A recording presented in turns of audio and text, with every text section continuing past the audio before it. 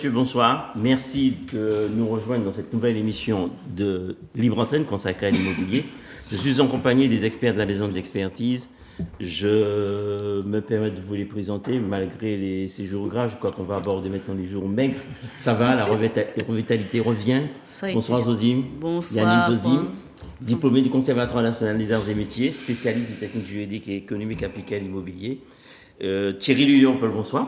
Bonsoir. Merci d'être là à nouveau. On vous avait perdu pendant quelques séances, mais on vous a retrouvé heureusement. En tout cas, nos téléspectateurs savent que vous êtes aussi diplômé du Conservatoire national des arts et métiers. Vous êtes un spécialiste des techniques juridiques et économiques de l'immobilier et que vous êtes également expert près de la Cour d'appel de Fort-de-France. Voilà.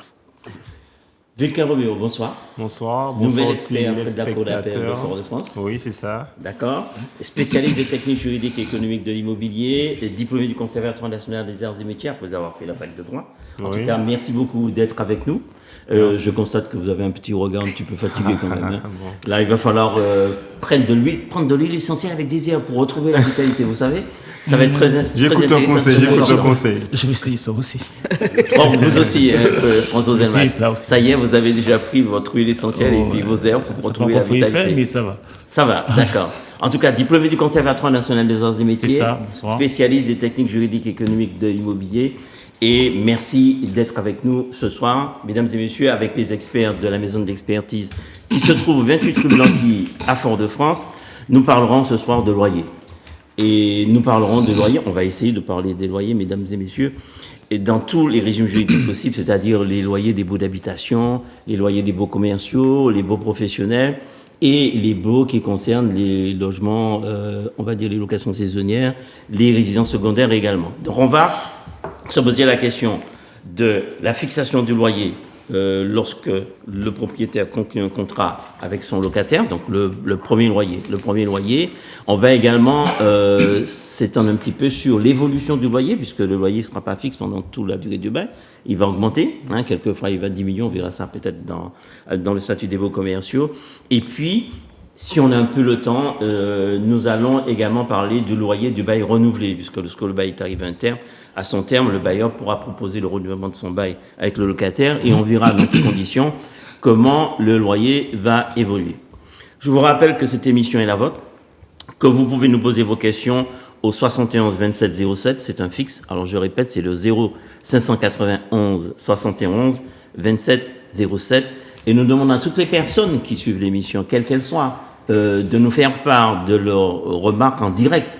Nous recevons quelquefois quelques écrits de certaines personnes qui nous font quelques observations qui nous paraissent extrêmement intéressantes, mais nous aurions aimé en parler en direct avec eux. Ce plateau vous est ouvert. Il n'y a pas de souci pour que vous puissiez intervenir, quelle que soit la question, il n'y a pas de question idiote. L'idée, c'est que tout le monde puisse partager, comprendre avec les experts ces notions-là. On va dire ça comme ça. Alors, mesdames, messieurs, avant d'entamer notre sujet, je voulais vous faire réagir sur deux choses.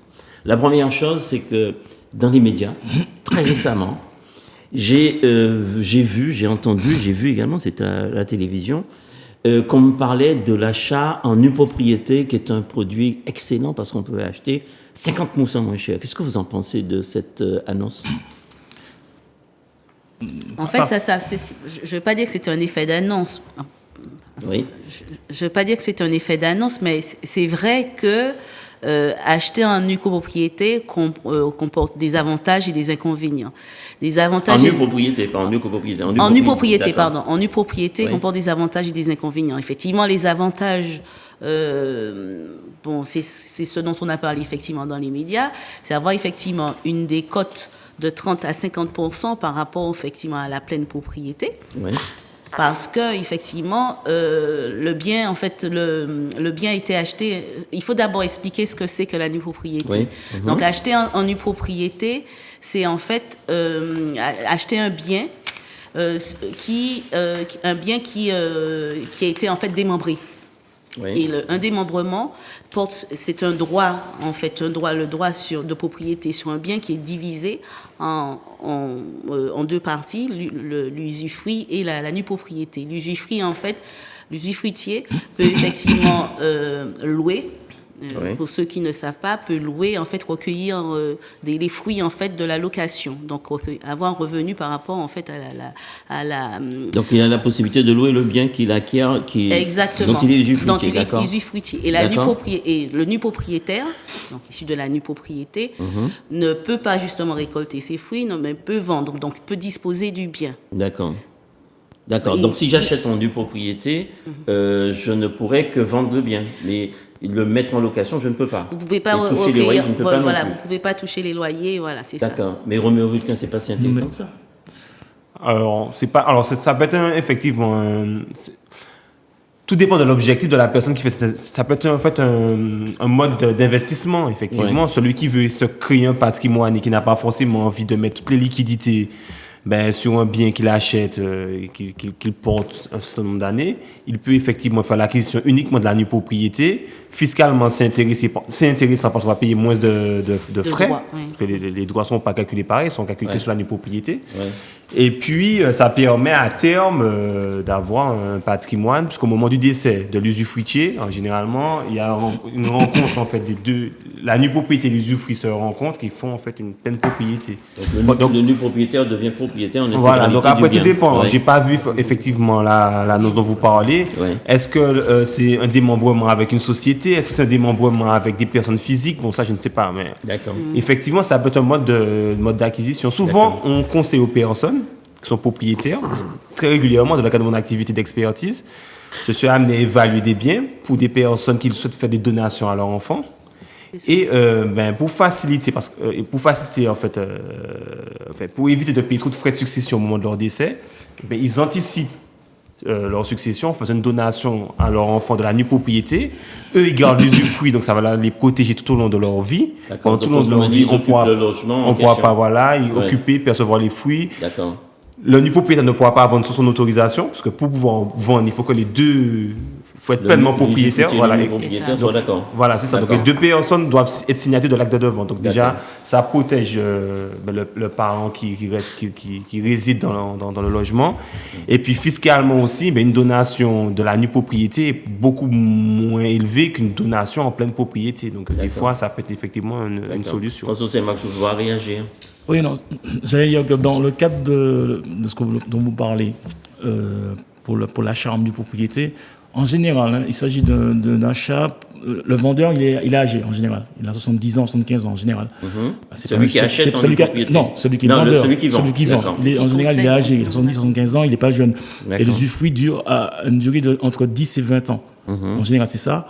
Et le seul intérêt que je vois, c'est l'intérêt fiscal, c'est l'intérêt, l'avantage fiscal. On achète à 50% ou à 40% le prix du bien. Bon, celui qui achète, bien sûr, c'est pour faire un investissement. Il ne va pas acheter pour y habiter, parce que le vendeur a un compte dans la maison, dans le bien. Et il n'y a pas d'intérêt, à part investir, il n'y a pas d'intérêt d'acheter une propriété. C'est exactement comme le VAG. C'est un peu pareil, c'est un investissement exactement un peu pareil. Et puis comme l'a dit notre confrère, c'est juste effectivement dans le cadre d'une transmission, ça peut être effectivement une façon de transmettre un patrimoine. Mais Thierry Léopold, en dehors de la transmission, est-ce que vous achèteriez un bien en nue propriété? En nue propriété? Je sais que vous avez l'habitude d'un franc-parler, vous n'avez pas l'habitude de dire les choses. Non, j'aurais préféré franchement acheter en viager. D'accord. Plutôt qu'acheter en nue propriété. Oui, j'aurais préféré acheter en viager. Bon, c'est un pari risqué, d'accord. Mais quand bien même acheter en viager me permet déjà d'avoir un certain rapport avec la personne pour laquelle je fais ce viager, et ça me permet par la suite d'envisager des solutions d'investissement beaucoup plus différentes, puisque là je donne une partie de la somme à cette personne. Ça me permet aussi de rebondir sur d'autres produits, tandis que là, avec la nue propriété, c'est la totalité de la somme que je verse. Et là, pour moi, c'est... Enfin, 50%. Non, c'est pas tout à fait. Parce qu'en réalité, c'est comme on calcule, en fait. Nue propriété usufruit, on a parlé de l'âge. Effectivement, plus le propriétaire initial est âgé, plus la nue propriété a une valeur importante, en fait. Mais c'est une proportion. Donc, tout dépendrait. Il faudrait effectivement qu'on puisse Très bien. Si vous voulez, on va revenir sur ces notions-là parce qu'elles sont extrêmement importantes à mon point de vue, puisque il me semble que ce sont des sociétés qui font ces D'accord. Et j'ai entendu des acquéreurs, je les ai vus à la télé, qui disaient que c'est une bonne affaire parce que j'ai acheté un bien à 50% moins cher. Mais je ne reste pas persuadé que ce soit une bonne affaire. Alors, avec une société, il faut voir l'intérêt. Ce serait quoi derrière? C'est uniquement un intérêt fiscal, hein. C'est pas pour défiscaliser ou autre. Il faut bien voir. Merci. En tout cas, la seconde chose sur laquelle je souhaiterais que vous réagissiez, c'est toujours dans les médias, récemment, c'était hier soir, hein, j'ai vu qu'à Paris, les propriétaires sont de plus en plus, j'allais dire inquiétés, entre guillemets, parce qu'ils pratiquent des tarifs abusifs en ce qui concerne les loyers. Vous avez vu cette émission? Oui, moi je l'ai vu. Je l'ai vu. Et alors, quelle opinion?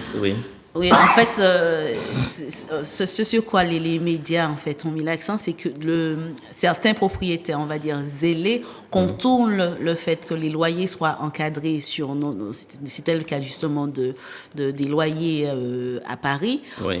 Qui sont encadrés par décret. Donc, ils contournent le fait que justement ces loyers soient encadrés en appliquant un surloyer, par exemple, pour des équipements qu'ils auraient réalisés dans le logement, pour certains travaux qu'ils auraient réalisés dans les travaux qui leur permettraient justement d'affecter un surloyer au loyer. Donc, c'est comme ça, en fait, qu'ils contournent D'accord. Donc j'ai un texte qui me dit je ne dois pas dépasser un certain montant. Et en fait, je contourne le texte en disant il y a une proximité de métro, il y a des éléments qui sont importants plus, on sera plus cher. Exactement. Et c'est comme ça qu'effectivement qu'on a vu des chambres de bonne de 9 mètres carrés qui sont louées à 500, 590, près de 600 € le mètre carré à Paris. Ça fait combien de mètres carrés? 60. J'ai fait le calcul, c'était 62 € le mètre carré. Le mètre carré. Et ici, on est à peu près à combien? Ah non, je prends un studio. Un studio 20 euros peut-être. 20 euros 15, 20 euros. Oui. Enfin, en fonction de la zone, bien sûr. 15-20 € le mètre carré. D'accord, très bien. Alors, on va s'arrêter un petit instant sur les logements à usage d'habitation. Donc, ma première question, c'est que, est-ce que les loyers chez nous, je parle du premier loyer que va pratiquer le propriétaire, je viens de trouver un locataire, je signe un contrat avec lui, et je dois déterminer mon loyer. Est-ce que les loyers, pour les logements à usage principal d'habitation, est-ce que les loyers sont réglementés? Est-ce qu'il y a un montant que je ne dois pas dépasser? Je suis en Martinique, bien entendu. En principe, non.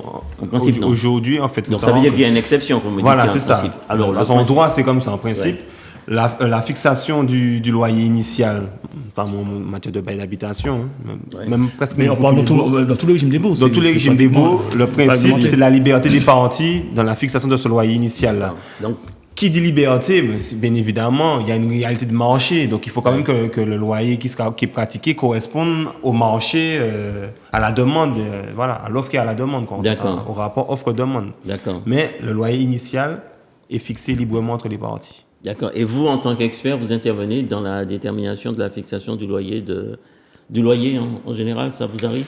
Qu'on vous demande les valeurs locatives, les avis de valeurs locatives. Oui, on peut nous demander de les établir de manière à pouvoir permettre à un client, pour ça, qui est sollicité par sa banque, de pouvoir dire que cette maison ou cet immeuble de rapport va pouvoir lui rapporter... D'accord, donc ça viendrait en complément de ressources pour pouvoir acquérir le bien. L'avis de valeur locative, c'est grand. Alors, dans ma pratique, je ne fais pas légion, mais bon. L'avis de valeur locative, en fait, généralement, il est demandé par un organisme extérieur qui veut pouvoir justifier des futurs loyers que pourra obtenir le propriétaire. Après, dans la relation locataire-propriétaire, généralement, les gens ils fixent librement. J'ai rarement eu à faire des avis de valeur locatifs pour une personne qui souhaite connaître la valeur locative pour pouvoir louer. Parce qu'il y a le marché est quand même assez lisible en réalité. De toute façon, vous mettez à 600 € où ça ne se loue pas, vous allez diminuer progressivement jusqu'à ce que vous trouviez un locataire qui veuille bien louer. Ou vous risquez, si vous ne prenez pas la précaution de le faire, d'avoir quelqu'un qui prenne à 600 €. Et puis le deuxième mois, vous l'attendez, le troisième mois, vous l'attendez, puis vous commencez à avoir une situation qui est assez particulière. Hein. Donc, je pense que c'est un avis que nous partageons tous. À un moment ou à un autre, il faut quand même s'adresser à un spécialiste ou à un professionnel qui puisse vous dire, mais peut-être vous faire revenir à une réalité franchement de marché. D'accord. Oui. Donc, j'allais dire la seule enfin, réglementation, c'est pas une réglementation forcément, mais les seules caractéristiques que doit avoir un loyer, même s'il est fixé librement, c'est qu'il faut qu'il soit réel et sérieux, il faut qu'il soit déterminable pour les contrats. Alors, on va s'arrêter quelques instants, puisque vous employez des mots que vous comprenez, vous êtes le seul à les comprendre. Alors, quand je parle de loyer déterminé, quand je parle de loyer déterminable, c'est que dans le contrat, le loyer doit être chiffré. Là, il est déterminé. Il faut qu'on dise, il y a un montant précis, 1 000 € le loyer. Voilà. Et quand je dis que le loyer doit être déterminable, il faut qu'il y ait un élément objectif qui puisse me dire qu'il y a un loyer qui est fixé. C'est-à-dire, je prends un exemple. Oui. Si je me dis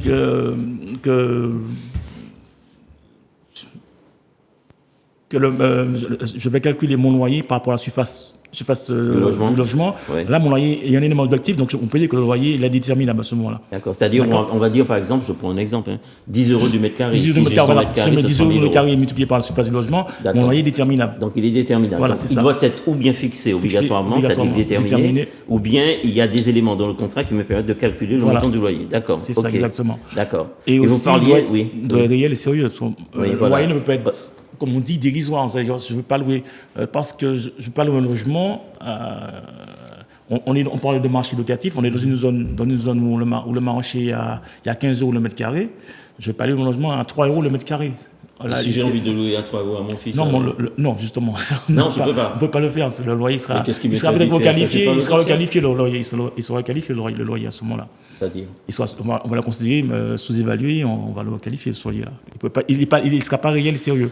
D'accord, mais qui c'est qui va le requalifier? C'est le juge. On va s'en mon fils, il n'ira pas devant un tribunal avec moi parce que je vais louer le logement à 3 € du mètre carré quand même. Oui, mais le loyer sera requalifié. Le juge du fonds va requalifier le loyer. D'accord. En réalité, la qualification de loyer, en fait, tout ça, dans un bail, c'est quoi les deux éléments? C'est une mise à disposition d'un logement, dans le cadre d'un bail d'habitation, en contrepartie du paiement d'un loyer. D'accord. Donc, j'avais une définition du texte, c'est quand même assez suggestive.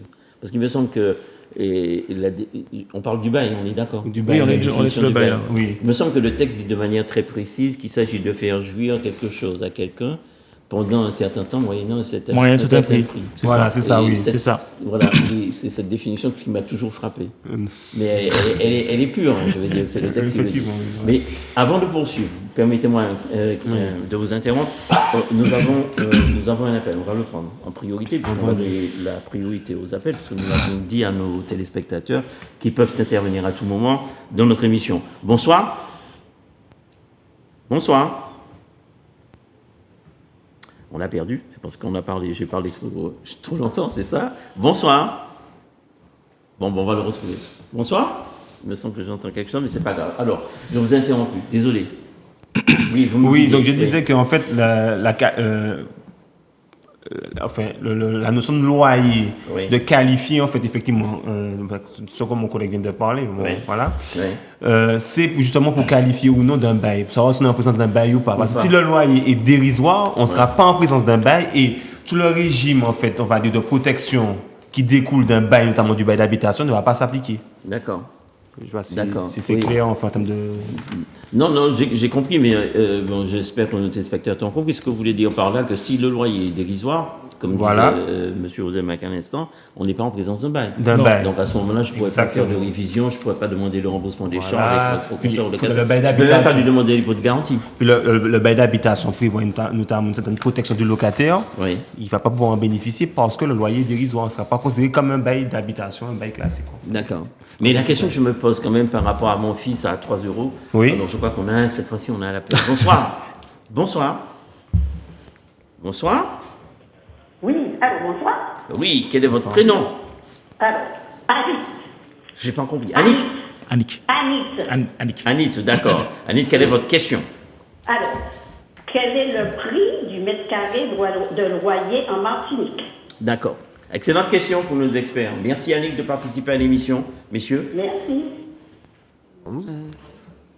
En Martinique, ça dépend de la zone. Ça dépend de la zone, mais en fait, c'est ce qu'on a dit tout à l'heure, entre 15, 20 € le prix au mètre carré. Pour les studios, mais pour les studios. Oui, parce que pour les plus grands appartements, on n'est pas tout ça. On est ça dépend de la zone. On a 10 €, 12 €, 13 € le mètre carré. Et puis plus vous, par exemple, je sais pas, ça dépend effectivement de l'environnement aussi. Imaginons que vous ayez vous soyez dans un immeuble qui dispose de plusieurs étages, vous n'allez pas payer payez le même niveau de loyer que vous soyez, par exemple, en rez-de-jardin, qu'au 6e étage. En plus, si vous avez une vue. Donc ça aussi, ce sont des éléments qui rentrent dans le cadre de la constitution du prix. Mais je trouve que vous êtes un petit peu trop laxiste pour répondre à Annick, parce que Annick, si elle pose la question, je pense qu'elle est bailleur, qu'elle a besoin de savoir. Oui, mais dans quelle zone vous êtes Annick?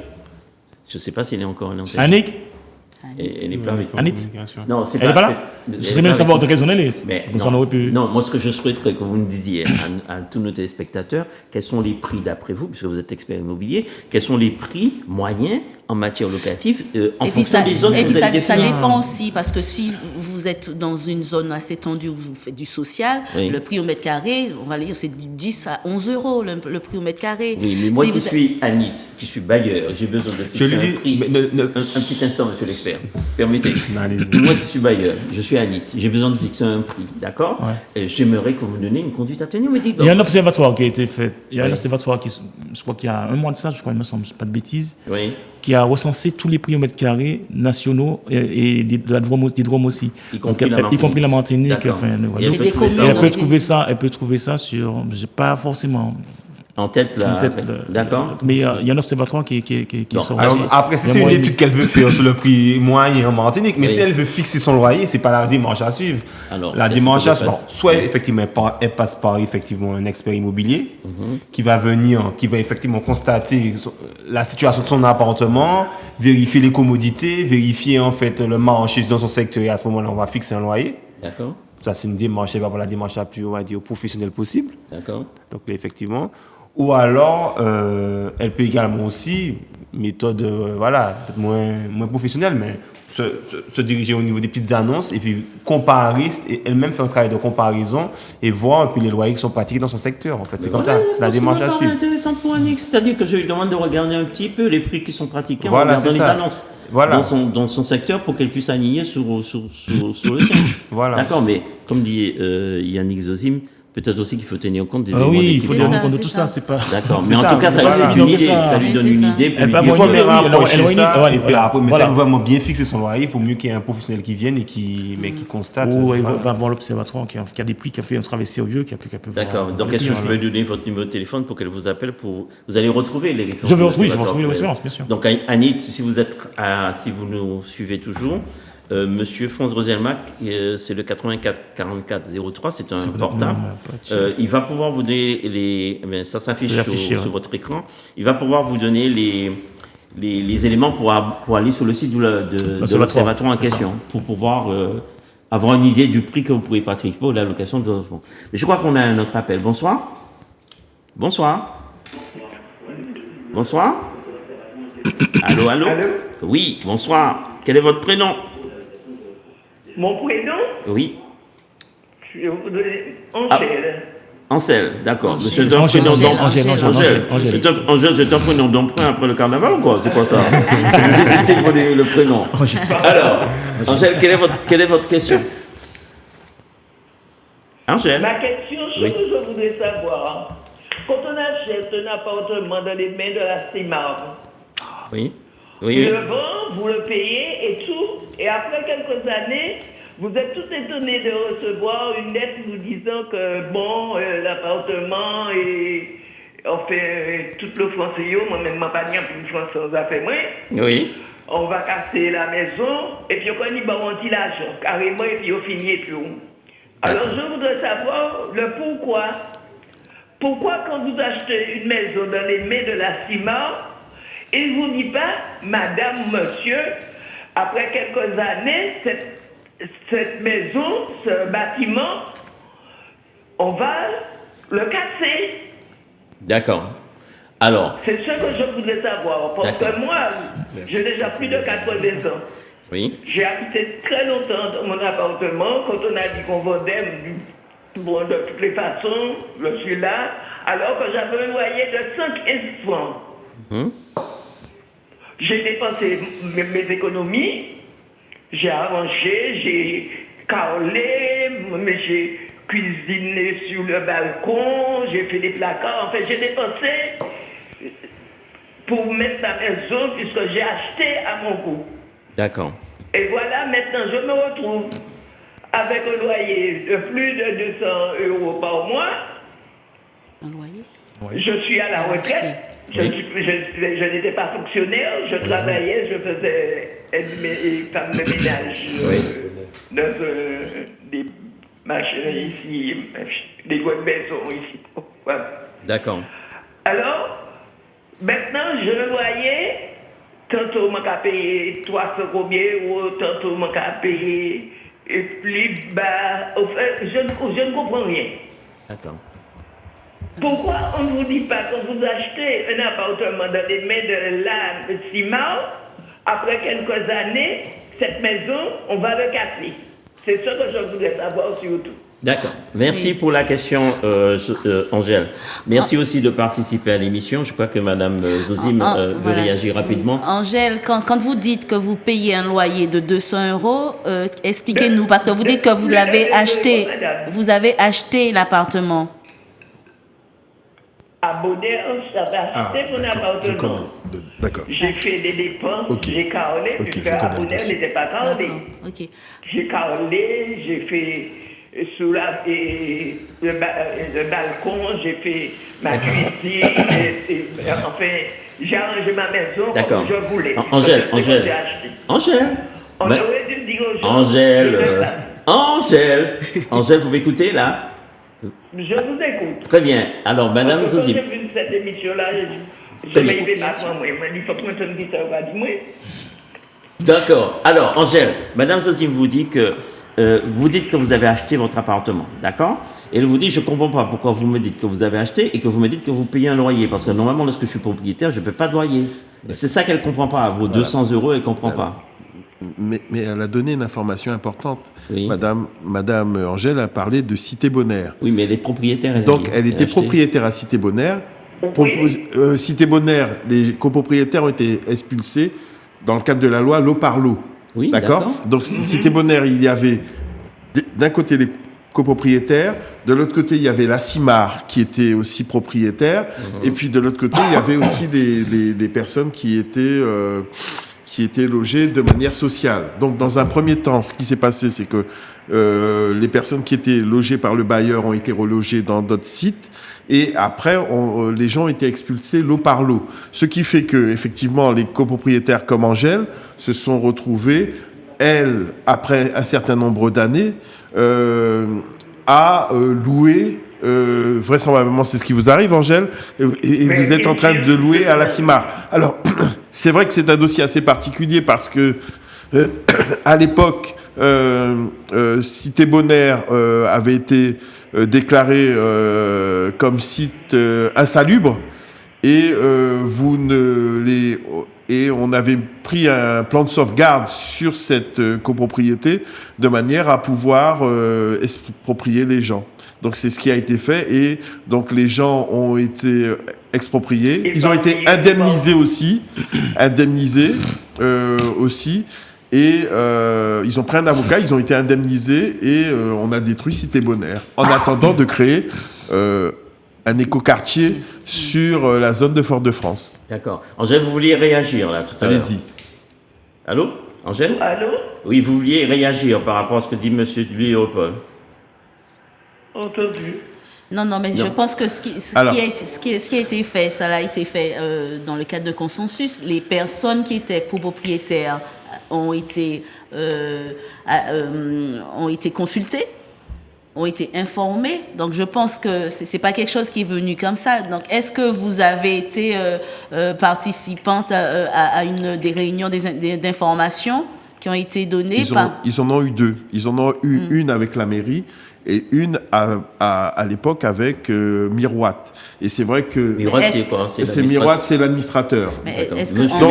Donc, parce que je connais un peu le dossier, parce que on nous avait sollicité Yuri Rosine de la maison de l'expertise et moi, afin que nous puissions apporter une expertise juridique sur le dossier. D'accord. Et effectivement, c'est un dossier, je me rends compte qu'il n'est pas tout à fait fini, puisque fini en droit, puisque les gens ont été indemnisés, mais effectivement, ça... Comment? Oui, je vous écoute. Donc l'incompréhension demeure toujours parce que effectivement, les gens qui étaient propriétaires, qui pensaient avoir fini de payer, se retrouvent finalement à payer. Non, mais la question d'Angèle, c'était de dire, là c'est la question, d'après ce que j'ai pu comprendre. Elle disait, pourquoi lorsque j'achète un logement, on ne me dit pas. On ne vous dit pas, 10 ans, 20 ans après, on va casser cette maison. Donc c'est cette question-là. Alors, je demande pourquoi. Cité Bonheur est cassé parce qu'il y a, entre guillemets, eu des problèmes d'entretien. Parce que si Cité Bonheur avait été entretenu, enfin, d'après l'argumentation qui a été mise en place, c'est que certaines personnes auraient réalisé des travaux sur certains bâtiments qui auraient compromis la solidité de ces bâtiments. Il y avait un arrêté de péril, alors. Il y avait enfin, moi, je l'ai toujours pas vu. Oui. Mais apparemment, il y avait. Il y a une séquence sur un bâtiment. Oui. Et je suis assise l'année dernière avec mes petits-enfants qui sont revenus de métropole, qui sont venus me voir. J'entends je regarde, j'ai des carreaux qui ont remonté, qui m'ont encadré, m'ont blessé, m'ont cassé. Je ne me suis même pas rendu compte. J'ai averti déjà plus d'une fois, on n'est jamais venu réparer les carreaux pour moi. Alors que je paye un beau loyer, d'accord. Je vais payer. D'accord. D'accord. Donc, elle parle de sa situation actuelle par rapport à la CIMAR. Alors, la situation actuelle, c'est comme tous les locataires. Mais non, moi, j'aimerais qu'on éclaircisse sa question, parce qu'elle a posé une question très précise, et je voudrais pour toutes les personnes qui nous regardent que vous nous apportiez une réponse. Elle demande pourquoi, lorsque j'achète un logement, on ne me dit pas que ce logement sera cassé plus tard. Est-ce qu'on doit le lui dire? Est-ce que c'est ça la question fondamentale? Est-ce qu'on doit le lui dire? C'est ça ma question, surtout. C'est ça ma question. Parce qu'on aurait pu vous dire, bon, on vend, mais en 20 ans, en 10 ans, 15 ans... Oui, mais ça dépend le niveau d'information qu'on a au moment de la vente aussi. Et puis, c'est pas la CIMAR qui casse. Et puis, c'est pas la CIMAR. Non, mais ce qu'elle a besoin de savoir, il n'y a pas qu'elle qui a besoin de savoir ça, il y a toutes les personnes qui nous regardent aussi. C'est que, est-ce que moi, si j'achète un logement aujourd'hui, je peux me retrouver dans la situation d'Angèle où on va me dire que finalement, on va vous exproprier. Est-ce que ce sont des choses qui arrivent? Oui, ça arrive. Et dans quel cas juridique ça se produit? C'est ça la question, parce qu'elle a l'air de dire que c'est pas normal. Ma question, c'est de savoir, vous qui êtes des juristes, de me dire si oui ou non, c'est quelque chose qui est tout à fait normal. Il y a rien d'exceptionnel à ça. Vous avez parlé d'expropriation. Si, c'est normal. Sans qu'elle soit, n'était pas encore en euros. Oui. Je suis entré là à 85 francs. On a augmenté, j'étais à 115 francs. D'accord. Donc c'était même pas 20 euros. 20 euros. Ouais. Alors, maintenant, je loyer, il prend plus qu'il a moitié retraite. Je ne suis pas un fonctionnaire, je travaillais comme femme de ménage au conseil général. D'accord. Ce n'est pas un retraitement qu'à toucher. D'accord. Je faisais que 4 heures de travail, moi. D'accord. Alors, on a compris la difficulté. Angèle, pour répondre à votre question exactement, si on a le droit de vous dire que dans 20 ans ou 30 ans, on va vous expulser, on va casser votre maison. Oui. C'est possible, parce que on ne peut pas... J'ai pas entendu. On peut... Après 87 ans, oui. D'accord, alors revenons à l'essentiel. Alors, on ne peut pas... Déjà, c'est pas la CIMAR qui pourra vous dire. C'est pas la CIMAR, c'est pas si on va casser ou pas. Et vous vendez un appartement, on ne peut pas savoir si dans 20 ans, 30 ans, l'appartement sera cassé. Par contre, comme a dit M. Tifi, l'animateur, dans le cas d'expropriation, c'est possible dans l'intérêt public, dans l'intérêt général, qu'on puisse démolir ou casser une maison ou un immeuble ou une résidence. C'est possible ça.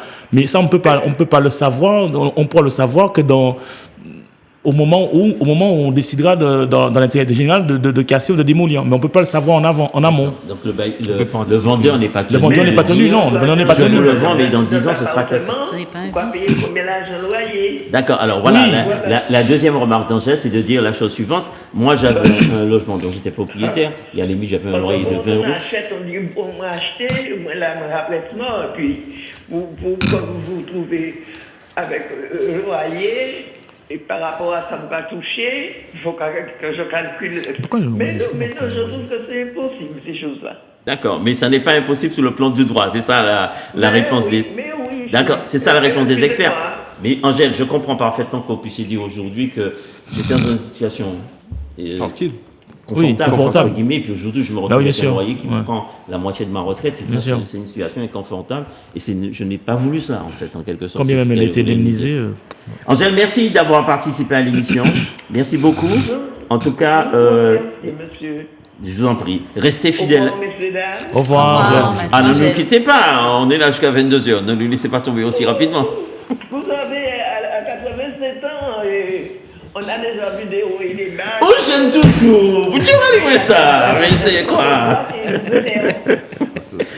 Alors, merci, messieurs. Nous étions sur... Oui, nous étions sur la fixation du loyer. Donc, on avait dit qu'il y avait des zones. On était en train de déterminer les prix après Poisson la Martinique. C'était l'une des premières questions. On avait dit qu'on avait des zones où on tournait autour de 10 euros. C'est ce que vous m'avez dit, à peu près en moyenne en Martinique. 10, 12, entre 10, 12 jusqu'à 20. Et là, sur le plus cher, on est à combien à peu près? Parce qu'il y a des zones quand même. On est à 15 euros. On est à 15 euros. Oui. Donc on n'est pas à 60 euros. Non. D'accord. On n'est pas à ce niveau-là. Bon, il me semble qu'on a un autre appel. On va le prendre. Bonsoir. Bonsoir. Non. Alors,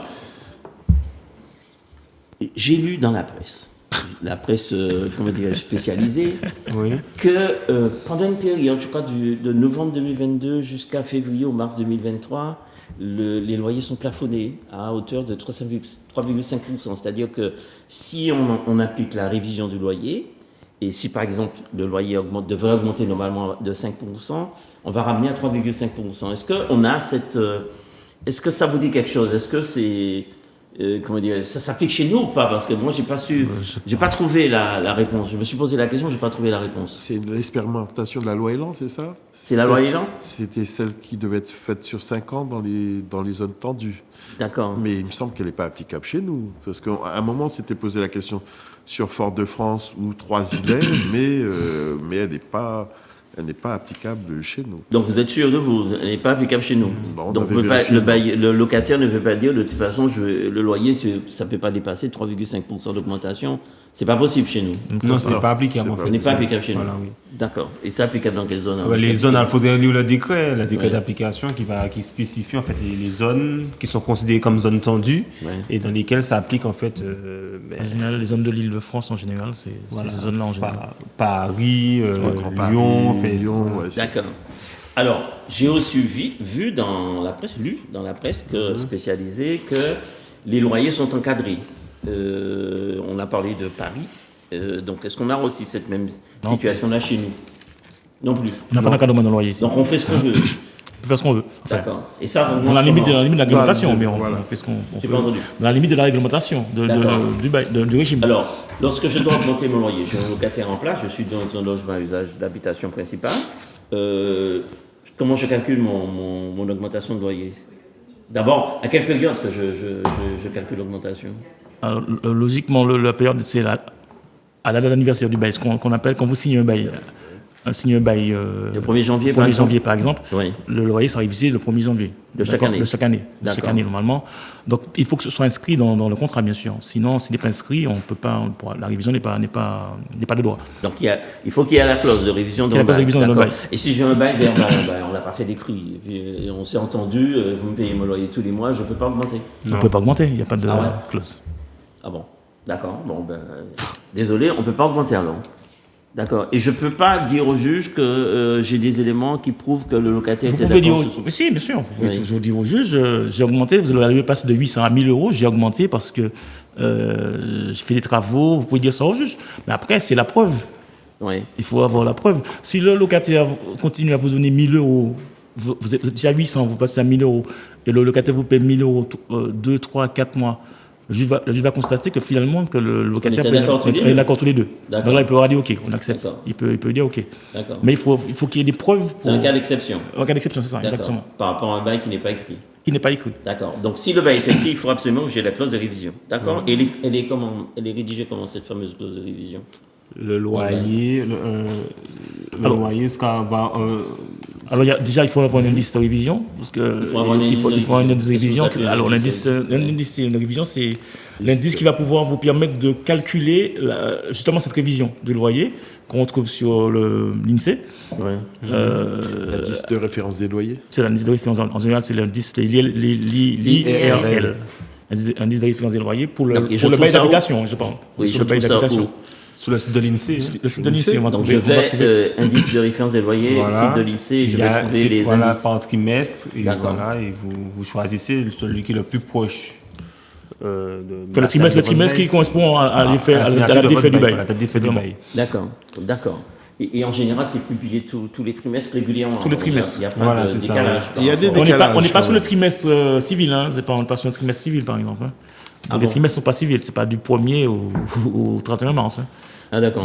Les trimestres sont décalés. Non, généralement, c'est quoi vous faites? Vous vous connectez sur le site effectivement de l'INSEE, vous prenez le dernier disque qui a été publié. Oui. C'est ça, simplement. Et vous l'appliquez, vous l'intégrez dans le bail que vous êtes en train de rédiger en réalité. C'est comment ça fonctionne dans la pratique. D'accord. Alors, ok, donc je peux augmenter mon loyer tous les ans de la mesure où c'est prévu dans le bail. Si ce n'est pas prévu, je ne peux pas.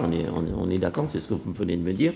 Mais si je fais des travaux, par exemple, je rajoute une clim, deux clims, une clim dans chaque chambre pour le locataire, je ne peux pas augmenter le loyer, je ne peux pas lui dire, écoutez, le prix sera différent. Malgré la révision, je ne peux pas dire que ce sera un peu plus cher. Non, je pense pas. Non, vous faites des travaux. Je lui apporte alors, vous faites des travaux. Oui. Je reprends votre cas. Oui. Vous faites des travaux, vous installez des clims. Oui. Et le loyer, et vous demandez l'augmentation du loyer au moment où vous avez installé les clims, c'est ça? Bien sûr. Non, je n'ai pas le droit. Vous ne pouvez pas le faire ça. Mais le loyer, je n'ai non, vous ne pouvez pas le faire. Oui. Le loyer, vous avez signé un contrat pour un loyer de 1 000 euros sur l'année, sans clim. Il n'y a pas de clim. D'accord, il n'y a pas de, peu importe. J'apporte un confort supplémentaire. Je peux pas mais augmenter vous ne pouvez pas l'augmenter. Vous allez l'augmenter lors du renouvellement peut-être, mais pas pour un moment où vous avez mis la clim. Et lui, il m'a dit qu'il a chaud, qu'il ne peut plus vivre dans ça. Il y a les moustiques partout, c'est impossible. Non. Dans les conditions, je ne mets plus de clim. Alors vous ne mettez pas de clim, si vous envisagez de mettre de la clim pour mon locataire, je veux dire comme les experts m'ont dit. Mais en général, les locataires installent le même clim. Et demandent, en faisant ça, ils demandent l'installation de la clim. C'est eux qui installent la clim en général. Les propriétaires en général n'installent pas trop de clim. C'est plus les locataires qui installent eux-mêmes leur clim. D'accord. Mais alors, il installe les clims, mais avec mon autorisation. Oui, bien sûr. Ah oui, bien sûr. De mon autorisation. Et quand le bail est fini, on fait quoi là? Il m'enlève la clim. Alors, c'est une entente entre les parties. Il peut laisser la clim ou enlever la clim. Mais la laisse gratuitement, on est d'accord. Après, il y a la situation, effectivement, en parlant des travaux, effectivement, il y a la situation dans laquelle, où, dès le départ, le bailleur peut prévoir de faire des travaux. Pour le locataire. Peut-être qu'au moment de la prise d'effet du bail, par exemple, il n'y avait pas de clim. Il a dit, bon, je vais améliorer votre logement, j'envisage au cours de l'année ou l'année prochaine, voilà, de mettre une clim, de faire. Alors là, les parties, le bailleur et le locataire ont la possibilité d'intégrer, et ce que je leur conseillerais de faire, dans le bail, une clause spécifique prévoyant notamment ces travaux d'amélioration-là et l'augmentation du loyer du fait de ces travaux d'amélioration-là. Consécutif à ces travaux. Voilà, exactement. Dès le départ, mais il faut le prévoir dès le départ. C'est pas libre. C'est-à-dire dès le départ, c'est-à-dire au moment où je fais. De signature du bail. La signature du bail, d'accord. Dès la signature du bail. Après, ils peuvent. Alors oui, les parties peuvent aussi avoir une convention et accepter. Voilà, le locataire peut effectivement accepter. C'est une discussion entre le bailleur et le locataire. Voilà, je suis un locataire, effectivement, j'ai un loyer de 600 €, mais je demande au propriétaire d'améliorer le logement. On peut faire une convention dans laquelle ce sera spécifié effectivement que ces travaux-là ont été réalisés et de ce fait, j'accepte expressément l'augmentation de loyer. Voilà. D'accord. Et qui c'est qui paie ces travaux-là? Parce que c'est pour le confort du locataire, c'est le propriétaire qui paie ça. Mais si le propriétaire, tout dépend. Je veux bien. Oui, voilà, c'est ça. Je ne vais pas oui. payer les travaux, moi. Non.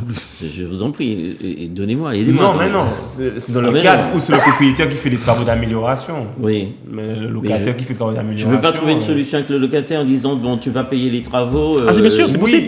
On dit c'est possible. On n'est pas dans le même cas de figure. On n'est pas dans le même cas de figure. Là, normalement, c'est des travaux. Quand c'est des travaux qui incombent. Oui, je disais que je suis propriétaire. On s'est décidé avec le locataire de faire un certain nombre de travaux. Oui. La question, c'était de dire, est-ce que je ne peux pas dire que c'est lui qui va payer les travaux, le locataire en question? Oui, bien sûr, c'est possible. Une augmentation de loyer. Non. Mais non, il n'y a pas de sens. Il ne va pas payer 2 fois. Je ne comprends pas la question. Oui. Alors, le locataire fait des travaux. Il améliore le logement. Le locataire, il fait des travaux? Il paye les travaux, il améliore le logement et en plus de ça, il paye un sous-loyer. Il n'y a pas de sens. Si vous avez un locataire qui accepte ce type de. Après, il y a effectivement la possibilité. On va revenir dessus parce qu'on a un appel. On va le prendre en priorité. Bonsoir. Bonsoir. Bonsoir. Allô? Oui, bonsoir. Quel est votre prénom? Oui, bonsoir. Excusez-moi par rapport à ma voix parce que j'ai fêté avec le carnaval. Donc je voulais rebondir sur ce que l'expert a dit. Comme j'étais locataire, ce qu'on peut faire, c'est qu'éventuellement on pose les clés, mais avec la facture, on intègre dans les frais réels pour les impôts. Oui, c'est possible. Bien sûr. Oui, c'est possible. Vous, en tant que bailleur, les bailleurs. Oui, bien sûr. Oui, bien sûr. Oui, ça c'est possible ça. Alors, je veux comprendre. Dans les bailleurs, je pense, pour pouvoir déduire les frais, les travaux qu'elle a entamés, la clim, pour mettre la clim, elle les met sur la déclaration. Elle est déduite sur le foncier. Voilà, d'accord. C'est possible. Ok, d'accord. Oui, et vous m'avez pas donné votre prénom en fait. C'est Sandrine. Oui, Sandrine, vous nous appelez d'où? De Chelsea. Ah d'accord, je crois que vous étiez en Guyane, que après, à la suite du carnaval, vous nous aviez la voix un petit peu éteinte. Non, c'est que j'ai depuis samedi, depuis vendredi, je coule aussi. Voilà, c'est ça. Alors Sandrine, huile essentielle et herbe tropicale, ça va vous ramener la vitalité, y compris dans la voix. J'ai entendu ça ce midi à la télé, c'est pour ça que je dis ça. Je connais rien, mais c'est pas grave. Donc Sandrine, pouvez-vous me répéter, nous redire ce que vous nous avez dit à l'instant, même avec une petite voix, c'est pas grave. D'accord. Donc, j'ai eu des locataires. Ils m'ont demandé de mettre de la climatisation et demandé de faire des travaux. Ouais. Le loyer est resté pareil. Ah ouais. Mais avec les factures, j'ai remis aux impôts pour faire intégrer de la déduction des impôts. Des revenus fonciers. Très bien. Tout en respectant la loi par rapport aux locataires, mais sachant que j'ai des locataires, tous les frais qui sont issus de l'appartement, je donne aux impôts et j'ai une déduction. D'accord. Vous êtes en train de me donner une véritable leçon. Vous, monsieur, vous voulez que le locataire paie des travaux et en plus, quand vous augmentez les loyers, c'est pas comme ça qu'il faut faire. Merci du conseil, Sandrine. Merci. Non, c'est pas que je le conseille, mais bon, simplement, c'est que il faut se mettre aussi à la place du locataire, que tout est cher, donc il y a des normes à respecter. Donc, pour moi, il n'y a pas de problème pour faire des travaux dans les meubles, mais je garde des factures et que je remets aux impôts. D'accord. Je rebondis sur le mot qu'elle vient de prononcer. Elle a parlé de normes à respecter. Il y a des normes pour pouvoir louer un logement. Il y a des normes à respecter pour louer le logement. Il faut que le logement soit décent. Premier élément. D'accord. Donc s'il est indécent, ça passe pas. Ça passe pas. Il y a quel moment qu'on considère qu'il est indécent? Mais déjà, on parlait de surface tout à l'heure. S'il fait moins de 9 mètres carrés, il est indécent. Il ne correspond pas au nombre de décence. D'habitabilité. Après, il y a toute une sorte de réglementation en termes de salubrité, en termes de... Où c'est qu'on trouve ça? On peut pas me dire où c'est que je peux trouver ça? Sous les chiffrons. Moi, j'avais tapé le logement décent et puis j'avais vu Vous tapez le logement décent et puis vous avez tout il y a un fascicule. De l'eau, D'accord. Donc il faut une toilette dans l'appartement. Je ne peux pas mettre une toilette sur le palier pour les locataires. On est dans l'indécence là. Je ne peux pas mettre une toilette sur le palier pour tous les locataires. Non. C'est indécent. Ça a existé, mais non, aujourd'hui, il me semble que ça fait plus partie. D'accord, on est dans les décences. Et alors, ça, c'est pour les logements d'habitation principal. Voilà, oui, là, on est dans le logement d'habitation principal. D'accord. Et si c'est un logement qui est saisonnier, par exemple, il peut être indécent. Il n'a pas besoin d'être décent. Alors, on sort, en fait, effectivement, du statut protecteur qu'offre le bail d'habitation. Là, on sera dans un bail code civil, on dit, voilà, bail classique, dans le cas du saisonnier. Dans le cas du saisonnier, après, ça a la liberté des parties. Aujourd'hui, Donc la pièce peut faire moins de 9 mètres carrés, c'est pas interdit. Voilà, c'est ça, oui. Il n'y a pas de, comment dirais-je, il n'y a pas de réglementation à ce niveau-là. Aujourd'hui, vous avez, je sais pas moi, vous avez 4 feuilles de tôle que vous clouez, que vous louez dans votre jardin. C'est un bien immobilier, c'est rattaché au sol. Vous le louez en saisonnier, rien ne vous interdit de le faire aujourd'hui. Voilà. Donc on n'est pas dans la réglementation. Donc il faut qu'on fasse attention lorsqu'on est bailleur, à savoir si on a loué à usage d'habitation principale ou bien pour notre usage. Voilà, c'est ça. Dans le cas de l'habitation principale, on est très contraint. Et puis préciser aussi aux gens, souvent on parle de location à usage d'habitation principale. Oui. Bon, là on est sous le régime des baux d'habitation. Il n'y a pas de confusion de terminologie. Le baux d'habitation, c'est location nue.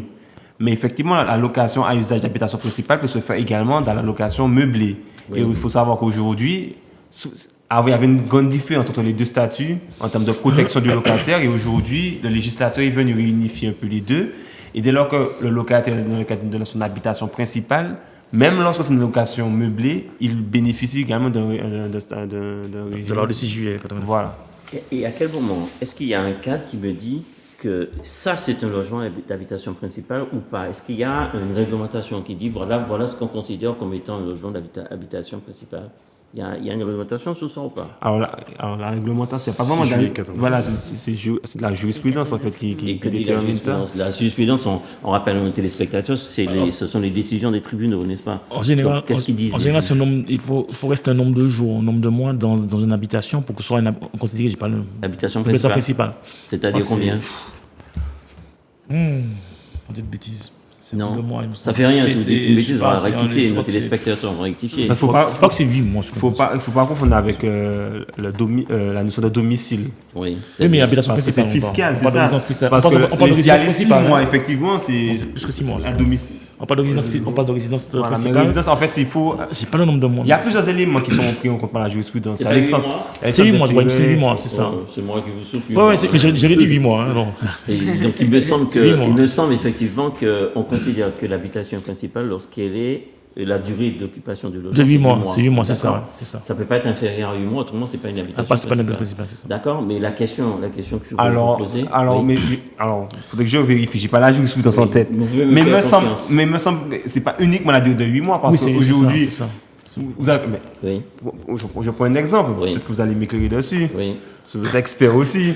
Non. Vous êtes animateur, c'est ça, vous êtes expert aussi. Oui. On a un bien loué, un bien qui est loué.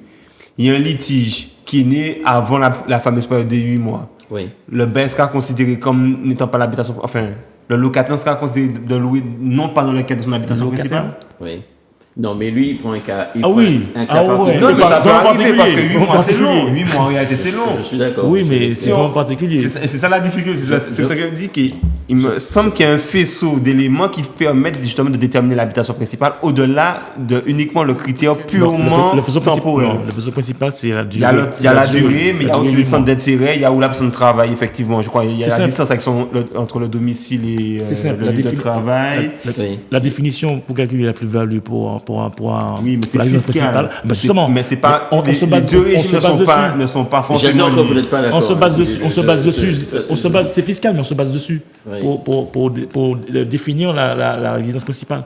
D'accord. C'est la durée. Alors, je retiens ce que vous dites et je reviens dessus. Oui. Et c'est vrai que si c'est mon habitation principale, je suis protégé par le texte. Oui, d'accord. Oui. Donc, mais si c'est pas mon habitation principale, j'ai pas la même protection. Voilà. Donc, il est important pour moi que je puisse savoir si c'est à mon quel habitation moment c'est une résidence principale, c'est ça ou pas. C'est-à-dire que je prends le cas d'un pianiste de concert. Nous avons un pianiste de concert. Il est au Lorrain. Il habite le Lorrain. Je me rappelle plus de son nom. J'ai eu l'occasion de le rencontrer d'ailleurs. Oui.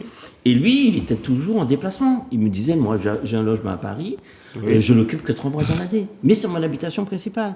Donc là, la notion de 8 mois là, c'est une notion qui me pose problème. C'est ça, c'est que c'est pas l'aspect de temps. Il faudrait vérifier. On va revenir dessus. On va revenir dessus après la pause. Il faudrait me vérifier parce qu'il ne faut pas dire n'importe quoi aux téléspectateurs. Oui. Mais on vous accuse de dire n'importe quoi.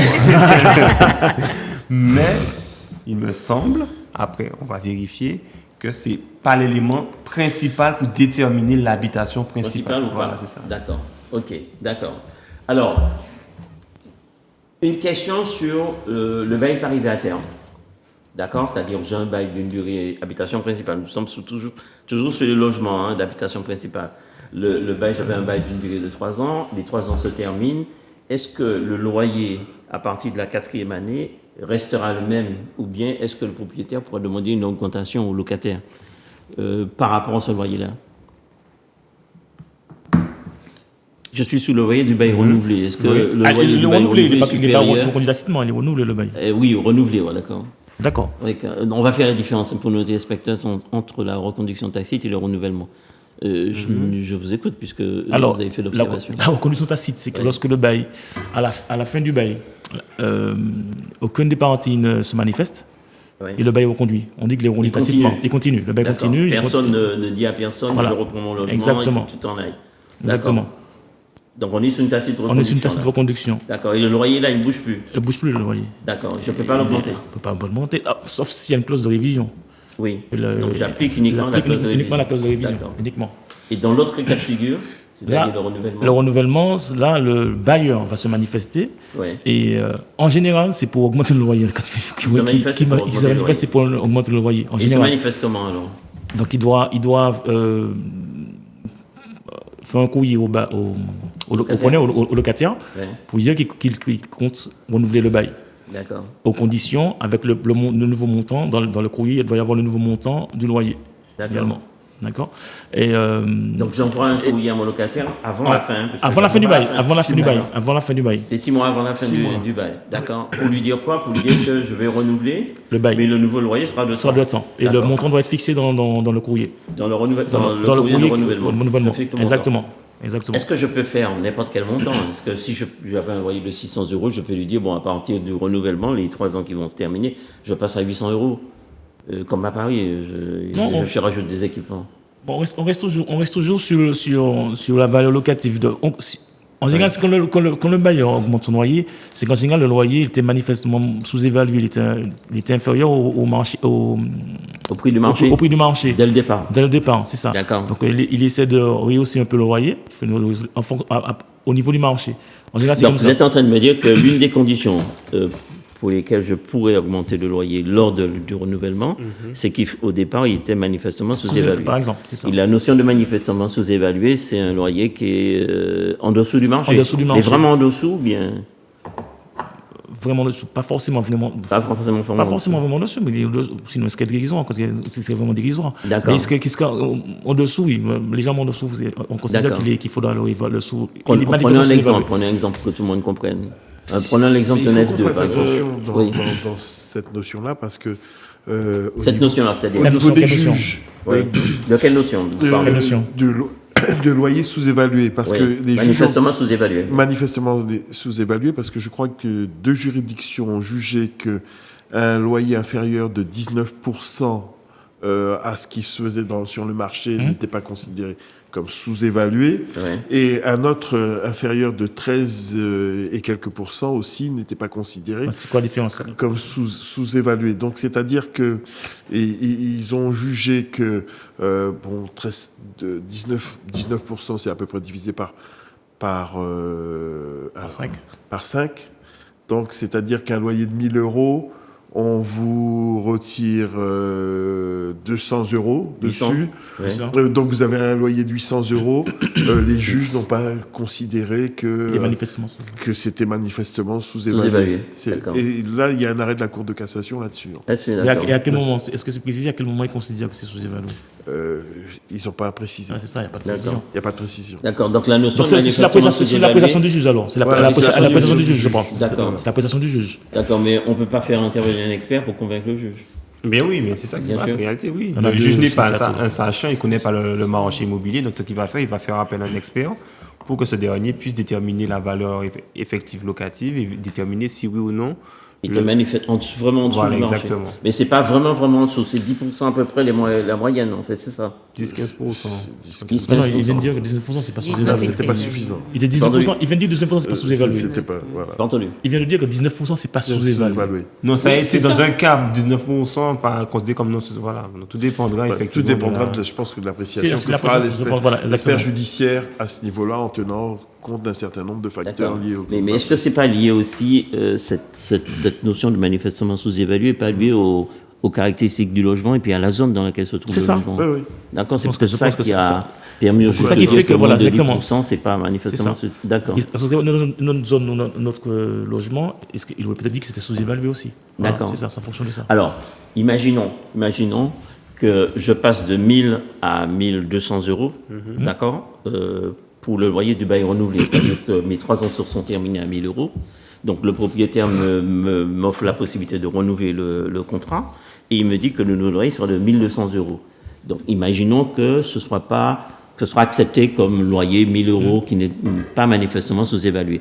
Est-ce que les 1200 euros, je vais les payer tout de suite à partir de la fin de la 3e année? Non, le fait qu'il y ait une augmentation, vous avez la possibilité de payer, comment je peux dire ça, par palier, entre guillemets, par palier.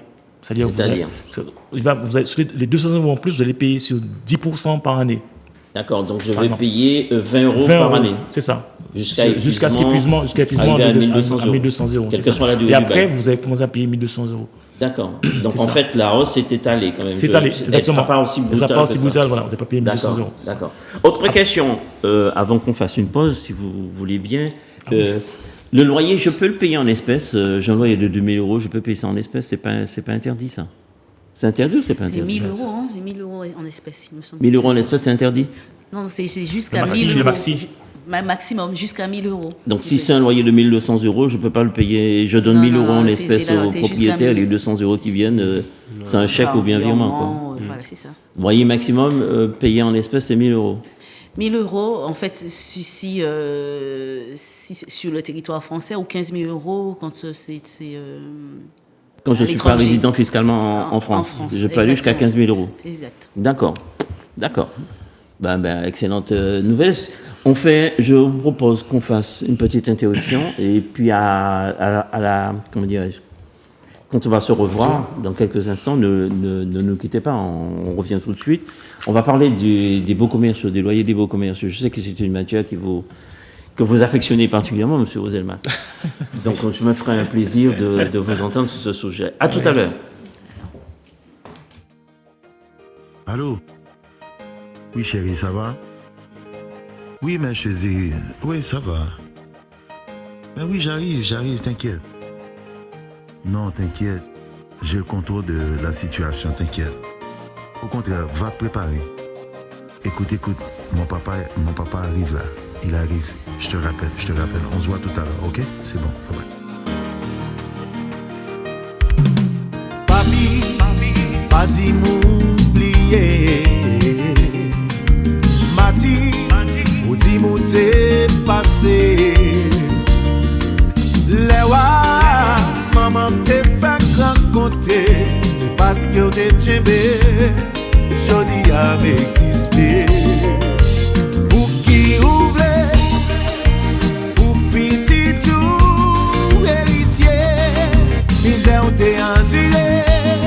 C'est pas soldat doué, c'est li mouevle. Bénédiction ou compte. Mais si ou pas accepté, m'a pas obligé marier. M'a marié. Oh, m'a marié avec. Oh, li respecte famille. Non, li mouevle la vie. Mouevle la vie.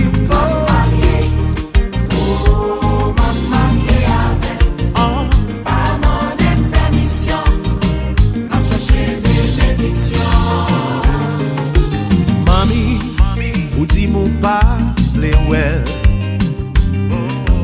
Ou dit sans pas aller à faire. Songez, c'est moi qui prends le vivre avec. Il fait la vie plus belle. Oh, oh, oh, oh. Ou qui ouvre, ou petit tout héritier. Misère ou t'es enduré.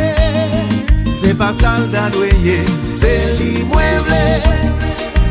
Bénédiction ou compte. Mais si ou pas accepté, m'a pas obligé marier. M'a marié. Oh, m'a marié avec. Oh,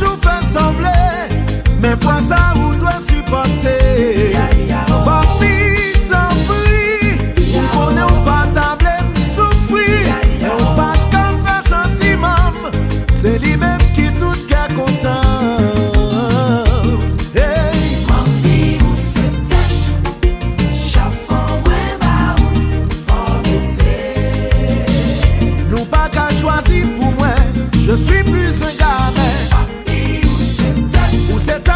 Chapeau, nous tous les deux quartiers, professionnels nous y est. Mamie, tante, ça c'est petit tout comme parler. Ouais, toujours fait sembler, mais fois ça ou doit supporter. Papi, t'en prie, qu'on n'est pas tablé, souffrir. On va qu'en faire sentiment, c'est lui-même qui tout cas content.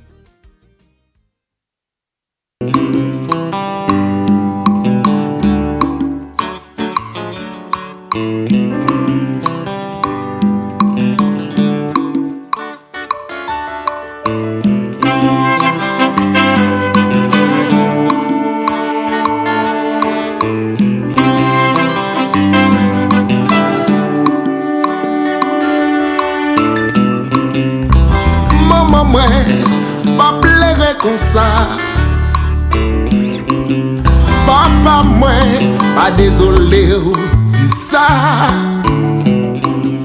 T'es dit, moi, faut de moi prendre patience. Moi, pareil, pas moi en chance.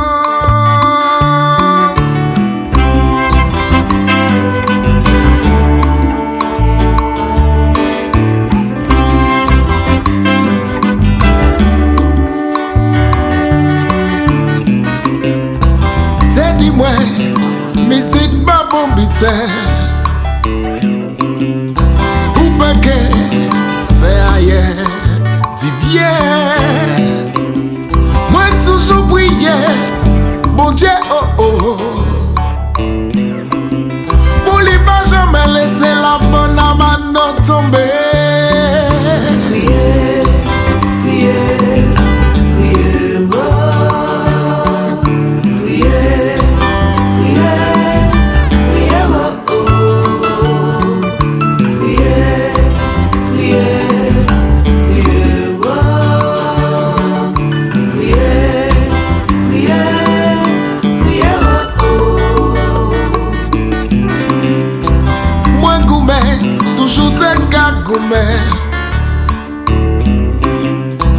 M'espérer, personne pas blessé. Pas d'enfant, moi quitté. Fais chimer la vie, trop pressé.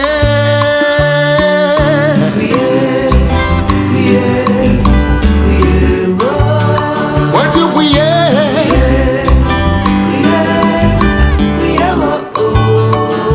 Toujours prier.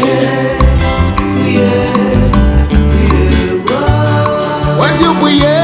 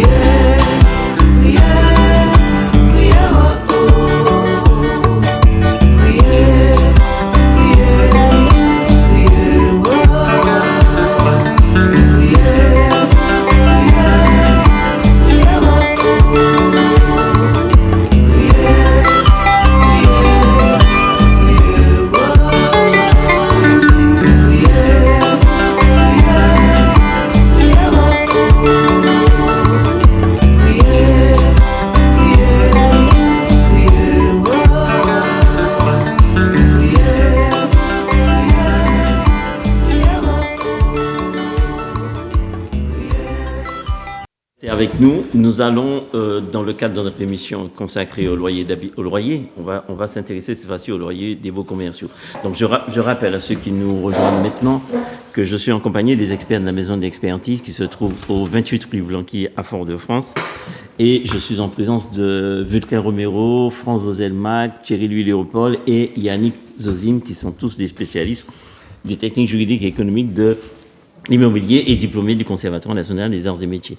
Alors, messieurs et madame, bien sûr, le loyer d'un local à usage commercial, est-ce qu'il est fixé librement? Est-ce que je peux demander ce que je veux au locataire? Oui, on l'a vu tout à l'heure au départ, hein, on l'a vu pour le loyer initial, qu'on pouvait, quel que soit le régime. C'est pour tous les régimes. Voilà, c'est pour tous les régimes. Donc même pour les locaux à usage commercial. D'accord. Et puis, est-ce qu'il y a une modalité de fixation du loyer? Est-ce que je peux dire au locataire, par exemple, parce que ça arrive que je suis locataire commerçant, et il va falloir que je fasse des travaux dans le local pour l'aménager. Et quelquefois, ça peut être des sommes assez importantes. Est-ce que avec le propriétaire, je peux m'arranger pour que le loyer ne sera pas payé en intégralité dès le premier mois? Oui, c'est possible. C'est un type de loyer aussi. Hein. On appelle ça un loyer. C'est un bail à palier. C'est un bail à palier. Ou ça peut être aussi un bail à palier ou il y a aussi le bail à allègement. Allègement, c'est un allègement aussi. C'est pas il y a un allègement ou franchise, d'accord? Et comment ça marche alors, le bail à palier? Fonctionne comment? Alors, concernant le bail à palier, le locataire effectivement a fait effectuer des travaux dans le local. Ouais. Et le loyer Imaginons que ce soit un loyer de 2 000 € mensuels. Ouais. On va dire 20 000 € l'année, parce qu'en général, c'est par année. On va dire 20 000 € l'année. Donc, il va payer les 20 000 € sur un certain nombre d'années. C'est-à-dire que les travaux vont être effectués sur une année, la première année, par exemple. Ouais. Il ne paiera pas le loyer. Et il commencera à payer à partir de la deuxième année, mais à palier. C'est-à-dire qu'il ne paiera pas les 20 000 € d'un coup. Il y aura toujours il paiera sur... un morceau de loyer. Un morceau de loyer à chaque fois. D'accord. Jusqu'à ce que le propriétaire arrive aux 20 000 €. 20 000. Donc, c'est-à-dire, on peut lui dire 10 000 € la première année. Par exemple, 10 000 €, on lui dit 5 000 €, 10 000 € et à la fin, donc 5 000 €. On fait les paliers, exactement. D'accord. Et l'allègement, c'est beaucoup plus simple, c'est-à-dire que la première année, il ne paiera rien du tout. Oui. Et on va prendre l'exemple encore des 20 000 € année, il ne paiera pas la première année, et la deuxième année, il commencera à payer aussi le 20 000 €. D'accord, il n'y aura pas de palier là. Là, il n'y a pas l'allègement, il n'y a pas de palier forcément. D'accord. C'est une espèce de franchise alors. Voilà, c'est une franchise. Pendant un certain nombre de mois, je lui dis, vous ne paierez rien. Exactement, c'est ça. D'accord. On peut quand même effectuer un palier avec l'allègement, la franchise. On peut quand même effectuer un palier. Ah, d'accord. C'est la convention des parties qui décide. En tout cas, ils décident, se disent, on a 20 000 € quand même, est-ce qu'on peut faire un palier? Mais ce ne sera pas... C'est là justement que le juge a des difficultés pour interpréter si c'est un bail à palier ou pas. Ouais. C'est parce que parfois, les parties, sur le bail à allègement en franchise, prévoient aussi des paliers, comme le bail à palier, exactement. D'accord. Et là, les interprétations, il faut vraiment... Donc, par exemple, alors, pour être très concret, j'ai un loyer de 20 000 € l'an, d'accord? Donc, je peux dire que je suis sous la franchise des paliers mélangés. Hein. Oui, bien sûr. Je peux dire que la première année, je ne paierai rien. C'est ça. Et à partir de la deuxième année, je vais payer 12 000 €, par exemple. Par exemple, c'est ça. Et au fur et à mesure... jusqu'à arriver au 20 000. J'ai une franchise mélangée avec un palier. C'est ça, exactement. Donc, tous ces systèmes-là peuvent être utilisés entre bailleurs et locataires. Pour la fixation du loyer. C'est possible, ça. D'accord. Est-ce qu'il y a un autre mode de fixation du loyer du bail commercial? On a un type de loyer, mais qui concerne surtout les centres commerciaux. C'est ce qu'on appelle la clause recette. Oui. Alors, c'est on ne parle pas de loyer là, on parle de le loyer caractérisé par le chiffre d'affaires. C'est le chiffre d'affaires qui va faire office du commerçant qui va faire office de loyer, entre guillemets. Alors, d'accord. Attendez, alors, un pourcentage du chiffre d'affaires, pardon. Oui. Un pourcentage du chiffre d'affaires. Le bailleur peut dire, je prends 30% du chiffre d'affaires pour... Wow. Ça peut être ça. Mais vous êtes un escroc. C'est légal. C'est une convention, c'est légal. C'est pas interdit. Ce n'est pas interdit. D'accord. Donc je peux prendre en tant que bailleur un pourcentage sur le chiffre d'affaires du commerçant. Réalisé par le locataire. Donc c'est la convention qui est signée comme ça au départ. Exactement. Il n'y a pas beaucoup de commerçants qui acceptent ça. Ça dépend des centres.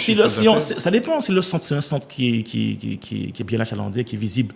Oui. Le locataire peut, c'est qu'il a fait un bon chiffre d'affaires, il peut accepter ce. Donc le propriétaire peut imposer ça au locataire. Peut imposer, surtout, exactement. Surtout. D'accord. Bon ben oui. Et dans ce cadre-là, on peut aussi trouver, justement, pour éviter que ce soit trop pour le locataire, ils font ce qu'on appelle un loyer binaire, c'est-à-dire qu'ils peuvent prévoir un loyer fixe et une partie du chiffre d'affaires. D'accord. C'est-à-dire que sur le loyer, je prends par exemple un loyer, je reste sur le mensuel. Hein, je sais que vous êtes. C'est ça, oui. Vous êtes féru on va dire mensuel. Mensuel. Un loyer de 2 000 euros par exemple, je peux dire au locataire, ce sera 500 euros mensuel. Fixe tous les mois. Mensuel tous les plus mois. Un pourcentage du chiffre d'affaires. D'accord. C'est exactement ça. D'accord. Ça c'est lorsqu'il y a un pourcentage fixe. Par contre, on peut avoir ce qu'on appelle un loyer minimum. Oui. C'est pas pareil que le pourcentage fixe. C'est pas pareil. Ouais. Voilà, le minimum, c'est-à-dire qu'on a un loyer minimum et un pourcentage du chiffre d'affaires. Et à la fin de l'année. Donc, quel que soit votre résultat, il y aura un minimum de temps. C'est ça. Et à la fin de l'année, en fonction du chiffre d'affaires du minimum, le bailleur va choisir celui qui est. D'accord. Et les locataires acceptent ce chiffre d'affaires ? Pourquoi pas les bénéfices ou les bénéfices ? Non, c'est le chiffre d'affaires. Le chiffre d'affaires, c'est les propriétaires imposent le chiffre d'affaires. D'accord. Donc, ce sont les fameuses modalités de détermination des loyers dans les locaux commerciaux. C'est ça, les clauses Il y a encore d'autres méthodes qu'utilisent les bailleurs, ou bien c'est à peu près, on a fait un petit peu le tour de la question. D'accord. C'est à peu près ça. Très bien. Et comment ça évolue le loyer du bail commercial ? C'est-à-dire, est-ce que le bailleur peut augmenter le loyer tous les ans, par exemple ? Ou bien, je sais pas moi. Alors, oui. Concernant l'augmentation annuelle, c'est bon. Il faut savoir qu'il y a deux sortes de révisions pour le bail commercial. Il y a une révision, ce qu'on appelle qui est légale triennale. Oui. Légale, c'est-à-dire c'est la loi qui l'impose. Qui l'impose, d'accord. Et d'ordre public, d'ailleurs. D'ordre public, c'est-à-dire. C'est-à-dire que les parties ne peuvent pas y déroger par convention contraire. D'accord. C'est-à-dire que vous signez un bail. J'ai déjà vu effectivement dans la pratique des gens qui ont tenté de faire ça et on leur a expliqué ça. C'est-à-dire que le propriétaire, le bailleur, bail commercial, on resitue, il signe le bail avec le locataire et il dit que par exemple, le bailleur ou le locataire renonce à sa faculté ou renonce à la révision triennale. D'accord. Il ne peut pas renoncer de son propre chef parce que c'est d'ordre public. C'est la loi qui l'impose. C'est la loi qui l'impose. S'il y a une clause, ce type de clause, elle sera réputée non écrite. D'accord. Et s'il n'y a pas de clause de révision dans le bail, je révise ou pas ? En matière de bail commercial, je peux réviser le loyer ? On peut réviser le loyer seulement et seulement si vous avez inséré une clause d'échelle, ce qu'on appelle une clause d'échelle mobile, clause d'indexation. Et s'il n'y a pas la clause d'échelle mobile, je ne peux pas réviser le loyer ? En matière de bail commercial ? Bail commercial avec la révision triennale qui est légale, c'est ça. D'accord, mais je veux dire qu'il n'y a pas la clause dans le bail, il n'y a pas de clause. Il n'y a pas de clause de révision dans le bail. Commercial. Mais la révision triennale, c'est légal, ça s'applique à tous les baux. Ça s'applique à tous les baux. Il faut que vous ne m'écoutez pas. J'ai compris déjà. Très bien, d'accord. Vas-y. Oui, je disais que même s'il n'y a pas de clause de révision dans le bail, le loyer sera quand même révisé. Quand même révisé, mais par contre, il faut qu'il y ait une demande de la part des parties. D'accord, donc il faut que le bailleur demande la révision. Bien sûr, c'est ça. Donc s'il ne demande pas, le loyer ne sera pas augmenté. En matière de baux d'habitation, habitation principale, il faut que le bailleur demande aussi la révision ou pas ? Non, c'est inscrit déjà. C'est inscrit dans le contrat et le locataire. Le bailleur augmente le loyer automatiquement. Par rapport même sans demande, sans la demande, sans la demande du locataire. Non, c'est pas automatique. Il faut qu'il fasse la demande. S'il ne fait pas la demande, non mais habitation principale. Habitation principale. Et ça vaut que pour le futur, ça peut séparer trois actifs. D'accord. Il faut bien s'expliquer ça plus clairement. Voilà. Non, dans un bail d'habitation, effectivement, il y a une clause d'indexation disant que le loyer va évoluer en fonction de l'indice. D'accord. l'IRL, l'indice de référence des loyers. Très bien, oui. Mais si au cours du bail, le propriétaire, le bailleur ne fait rien, ne fait aucune démarche vis-à-vis du locataire pour appliquer la révision, il est réputé ne pas avoir renoncé à son droit. Moi, je fais un courrier. Oui. Je dis que je fais un courrier au locataire disant voilà, le bail en tant que bailleur. En tant que bailleur, je dis que le bail sera de temps à partir de temps. J'ai fait une augmentation. Mais il y a une demande. Ah oui, ce que vous appelez demande, d'accord. Oui, bien sûr. D'accord. S'il n'y a pas de demande, si le bailleur ne demande pas la révision, le loyer ne sera pas révisé. On ne sait pas de demande de révision. Alors vous me disiez. Je fais juste une petite parenthèse. À partir du 1er juillet 2024, un bailleur ne pourra pas réviser son loyer si il s'est avéré que son logement est classé F ou G dans le cadre d'un DPE, par exemple. Ouais, diagnostic de performance énergétique. D'accord. C'est-à-dire qu'il sera interdit pour lui d'augmenter le loyer, de réviser le loyer à compter du 1er juillet 2024. Il ne pourra même pas louer. Il ne pourra pas louer. 1er juillet ou 1er décembre 1er juillet 2024. Mesdames et messieurs, ça ne s'appelle pas chez nous, ça. Nous, c'est 2028. À partir du 1er juillet 2024. Non, en Martinique, Guadeloupe et Réunion, c'est 2028. Non, 2028. Non, attendez. Non. Alors, 2024, c'est pour les locations. Et 2028, c'est pour les ventes. Les ventes, oui. C'est pas pareil. D'accord. Il y a les ventes, il y a les locations. 2024, c'est pour les locations. Et 2028, c'est pour la vente. C'est pas ce que j'ai lu. On cherchera, on fera le point tout à l'heure. C'est pour la vente. On fera le point tout à l'heure, mais c'est pas ce que j'ai lu. La vente pour l'Hexagone, c'est là, janvier 2023. Ils ne peuvent plus vendre. 1er janvier 2023. Oui, pour la vente. Voilà, pour la vente. Ouais. Et nous, enfin, je parle de nous, je parle des drômes. On est sur 2028. Effectivement, juillet 2028. D'accord. Par contre, pour la location. Attendez, je ne comprends plus parce que vous êtes parti de 2024 à 2028 avec moi, oui. En 1er janvier 2023, en France métropolitaine. Non, 2023, je dis bien 2023, en France métropolitaine. 1er janvier 2023. On ne peut plus vendre ce qu'on appelle passeport thermique, c'est-à-dire logement classé FG en 2023. D'accord. On est dans la vente. D'accord. Pour les drômes, pour les départements Martinique, Guadeloupe, ce sera en 2028. En 2028, on pourra vendre. Okay. Par contre, pour la location, en France métropolitaine, depuis juillet 2022, ça existe. Ils ont interdit la location de passeport thermique, d'accord, classé F et G. Pour les Antilles, ce sera pour Mayotte, 1er janvier 2024 pour la location. D'accord. Donc 1er juillet 2024. Bon, on n'y est pas encore quand même. Non, on n'y est pas encore. D'accord, mais en fait, ça arrive vite quand même. Ça arrive très vite. La question qu'on peut se poser, parce que tout à l'heure on parlait de ça, le locataire qui met toutes ses clims dans l'appartement, et des clims, le locataire, le locataire ou le propriétaire qui met toutes ses clims, parce que je pense que ce seront les clims qui vont causer des problèmes chez nous. Il y a pas de chauffage, au niveau énergétique. Alors, nous créerait. Est-ce qu'il ne va pas nous créer un préjudice ?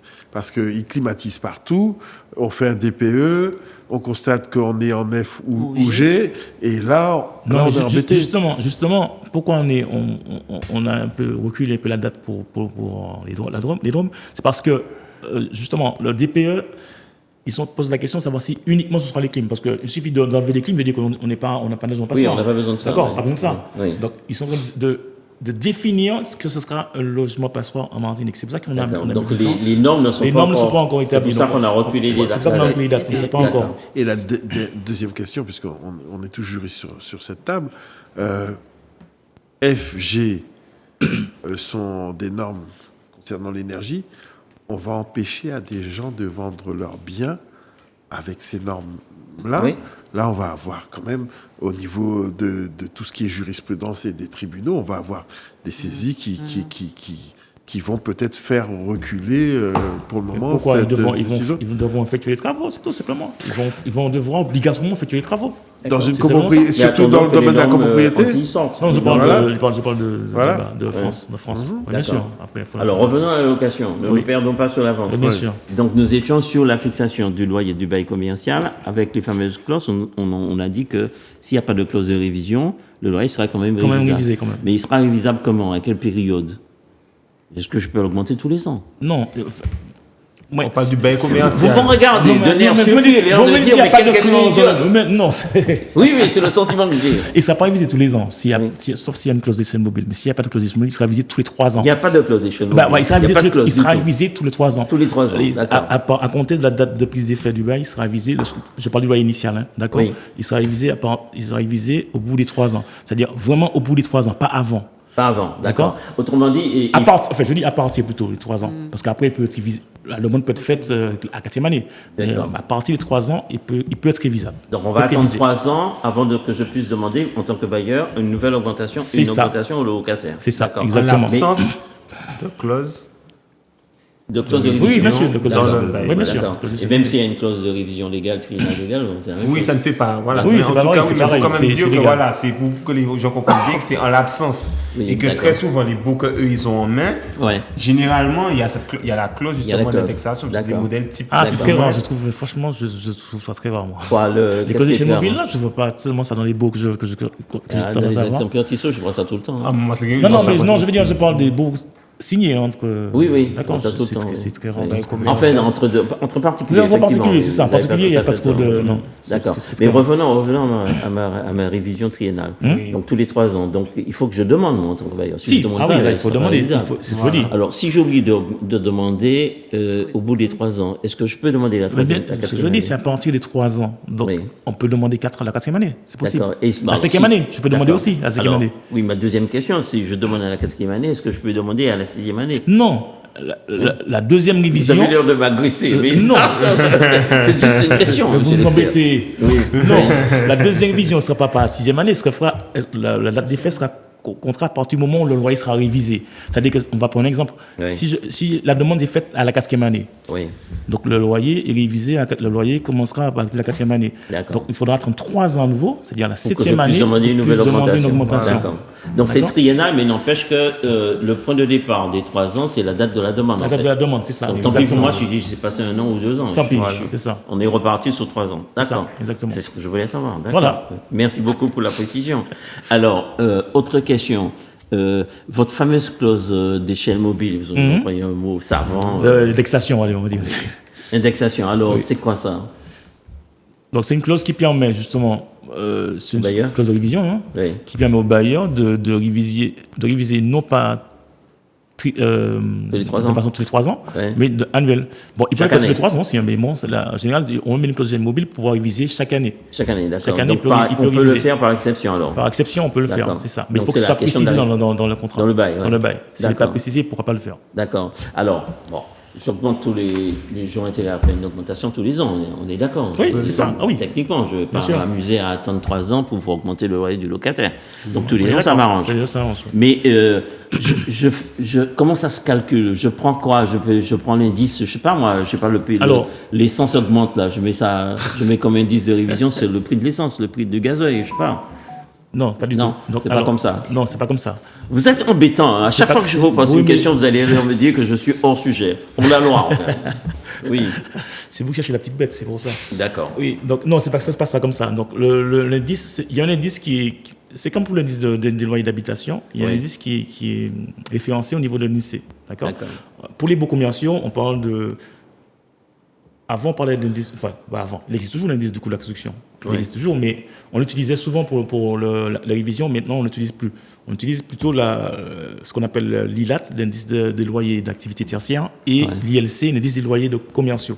D'accord. Donc on se base pour la révision du bail commercial lorsque j'ai la clause d'indexation ou bien. C'est ça. La clause d'indexation, on peut utiliser les trois. Mais je ne conseille pas aux propriétaires d'utiliser l'ICC parce que l'ICC n'existe plus pour la révision triennale ni pour le renouveler. Donc ça ne sert à rien d'utiliser l'ICC pour on va ça va être trop complexe ce que je veux dire, mais on va trouver des erreurs, c'est pas normal. Donc je ne conseille pas d'utiliser l'ICC pour la clause d'échelle mobile. D'accord. Autant utiliser l'ILC et l'ILAT. D'accord. Ok. L'ILAT, c'est pour les activités tertiaires. C'est quoi comme activité tertiaire on peut avoir? Donc c'est des activités de bureau, par exemple, de professionnels, par exemple. Ça peut être ça. Ok. Mais je suis obligé de choisir cet indice-là. Je ne peux pas prendre d'autres indices pour faire la révision. Il faut que l'indice soit en rapport avec l'activité. C'est ça. D'accord. Exercée. La problématique, c'est ça, c'est qu'il y a la jurisprudence quand même assez importante sur la question. Oui. Il y a eu beaucoup de problématiques sur les indices choisis. Et c'est pour ça que c'est spécifique que les 2 indices réellement qu'on considère de facto qui correspondent à l'activité, c'est ceux qui ont été... Et l'ILC. ILC ou bien l'ILAT. D'accord, l'indice des loyers commerciaux ou bien l'indice des activités tertiaires. C'est ça, Mais alors, vous m'avez dit qu'il faut que l'indice soit en rapport avec l'activité. Pourquoi pas l'objet du contrat Ça peut être l'objet du contrat aussi. Un immeuble, par exemple, ça peut être l'objet. Oui. Ça peut être aussi en rapport avec l'immeuble. Un immeuble. Oui. L'immeuble, c'est l'objet du contrat, c'est possible aussi. D'accord, mais je peux prendre l'ICC à ce moment-là. On peut prendre l'ICC. D'accord. Mais c'est pas un conseil que je donne. C'est pas un conseil. Non. Mais si je vérifie les indices, que je m'aperçois que l'ICC augmente plus vite que votre fameuse ILC, indice des loyers commerciaux, j'ai intérêt en tant que bailleur à prendre l'ICC. Mais lors de la révision triennale, vous n'avez pas utilisé l'ICC. Non. D'accord, vous avez utilisé l'ILAT. D'accord, mais là, je suis sur un truc annuel. C'est ce que je dis. Si vous le faites annuellement avec l'ICC, vous avez bien révisé, vous avez fait une révision triennale également. Oui. Vous n'avez pas utilisé l'ICC, vous avez utilisé l'ILC. Oui, je comprends ce que vous dites, monsieur l'expert. Vous êtes en train de me dire que... Attendez, vous êtes en train de me dire, parce que vous allez très loin dans votre explication. Mais c'est ça, c'est pour ça que je ne trouve. Oui, non, ça ne fait rien. Bon, l'essentiel, c'est que dans notre échange, les gens puissent comprendre ce que nous sommes en train de dire. Vous êtes en train de me dire très clairement... vous allez choisir un autre indice que l'indice des loyers commerciaux pour faire votre révision tous les ans. Tous les ans. Parce que là, j'ai une clause d'indexation annuelle dans le contrat de location.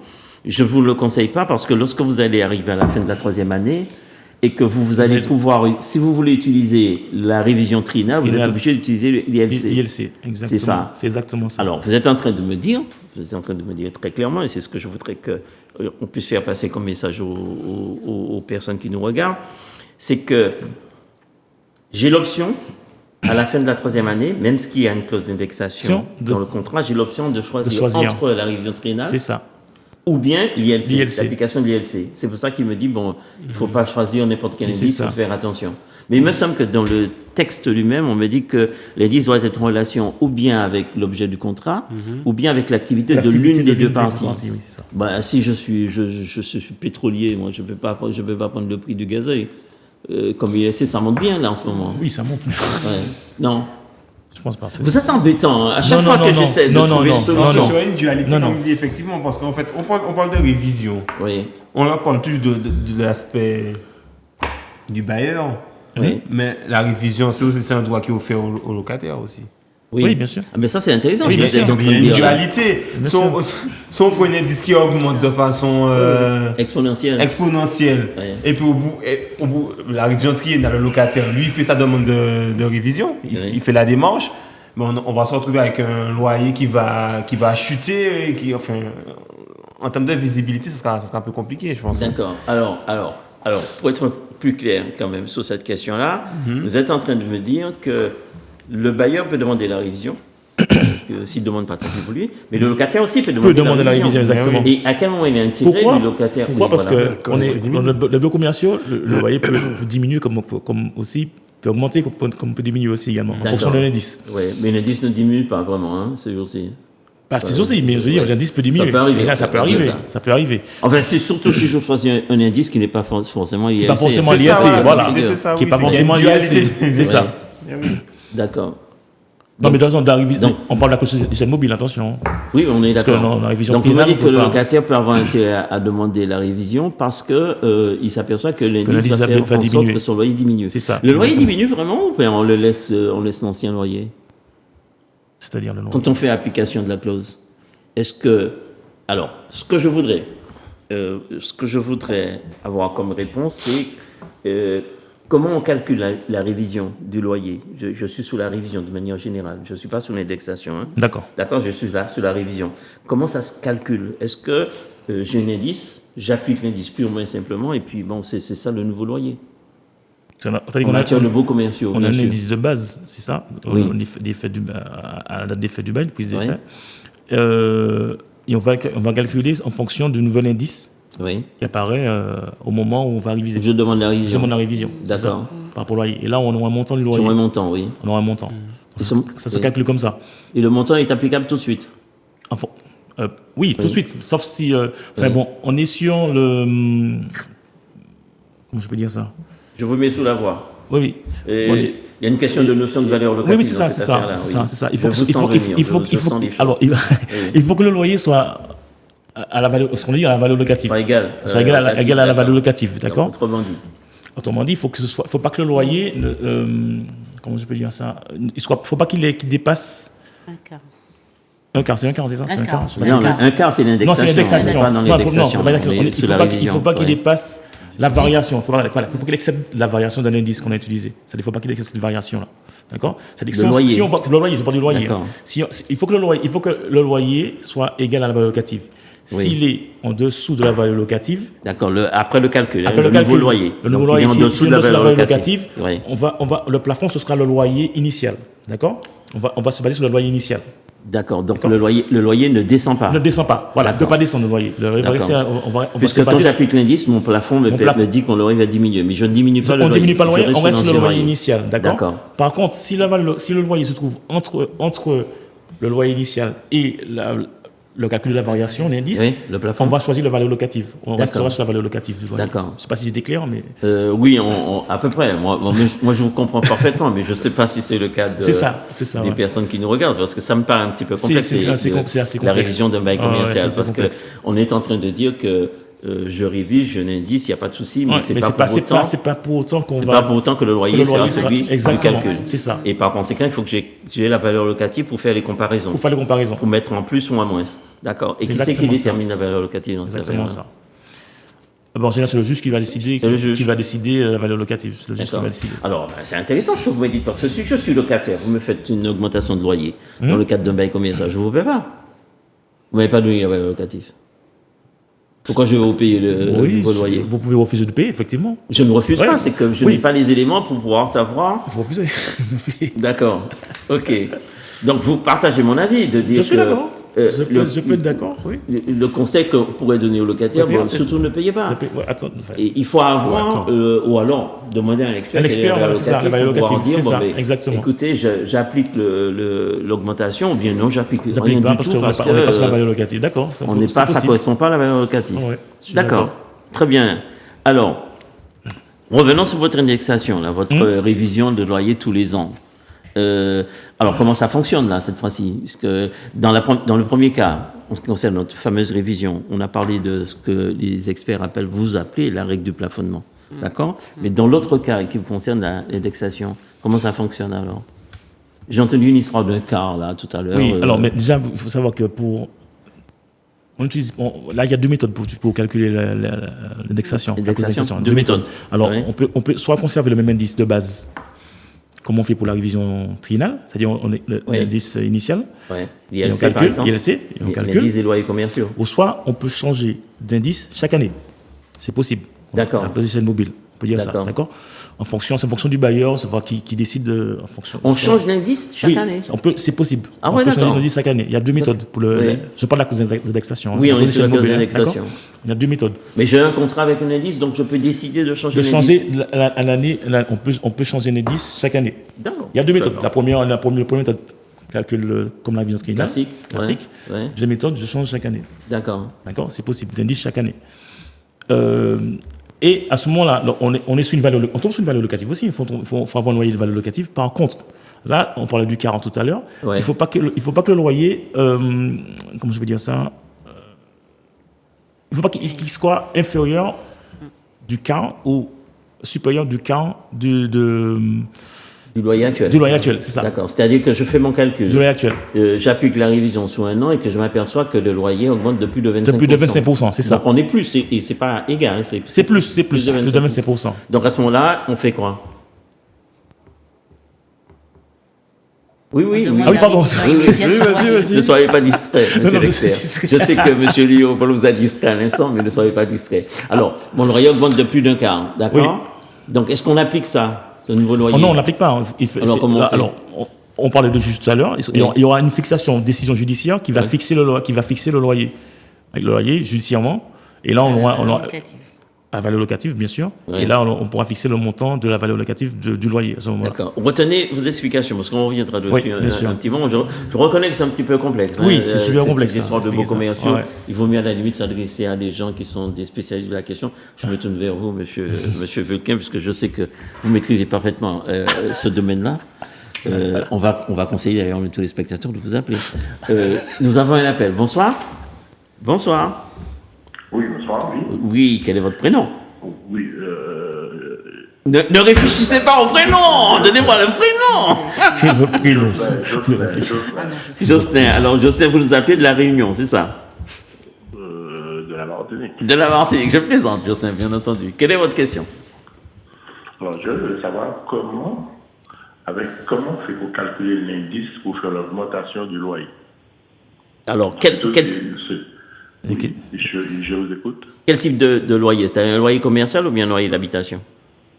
Commercial. Commercial, voilà. Donc, reprenez la question, Jocelyn. Allô? Oui. Comment on fait pour calculer, pour faire l'augmentation du loyer selon l'indice? D'accord, très bien. Donc, il veut le mode de calcul, la façon de calculer les choses, selon l'indice. D'accord?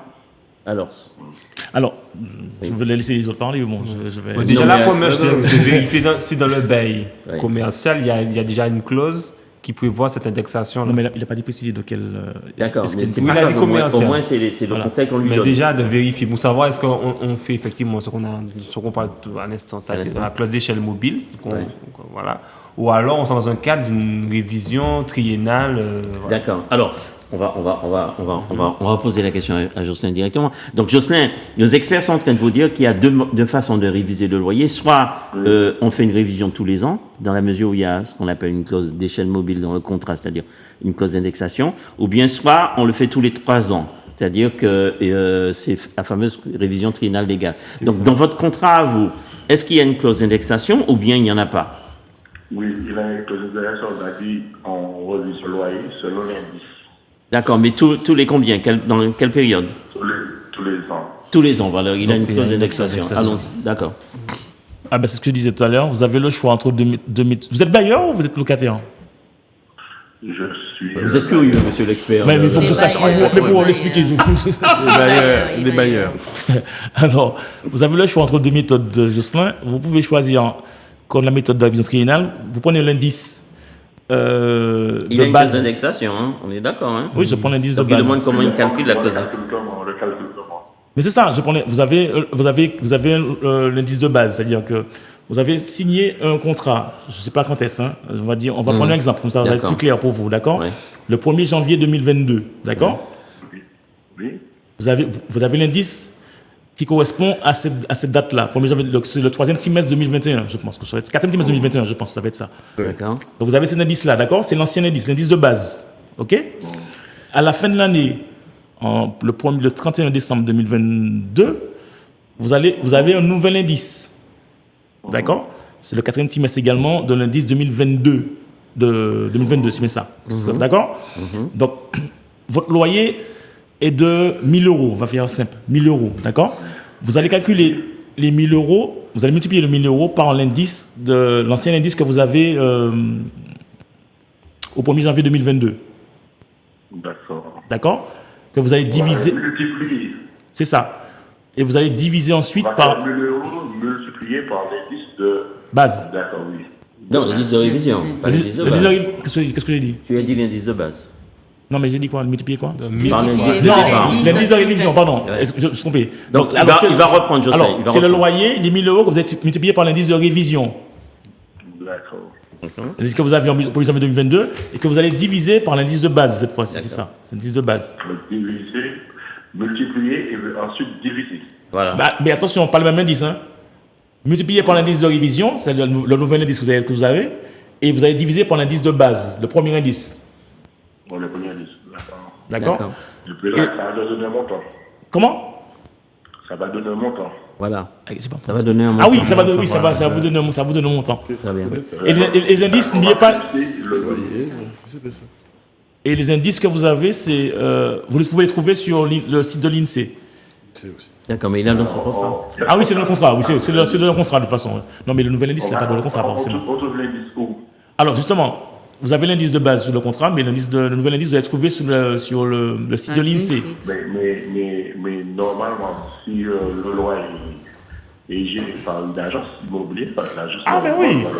Ah non, mais si vous êtes géré par une agence, ils vont faire tout ça pour vous. Même si vous vérifiez.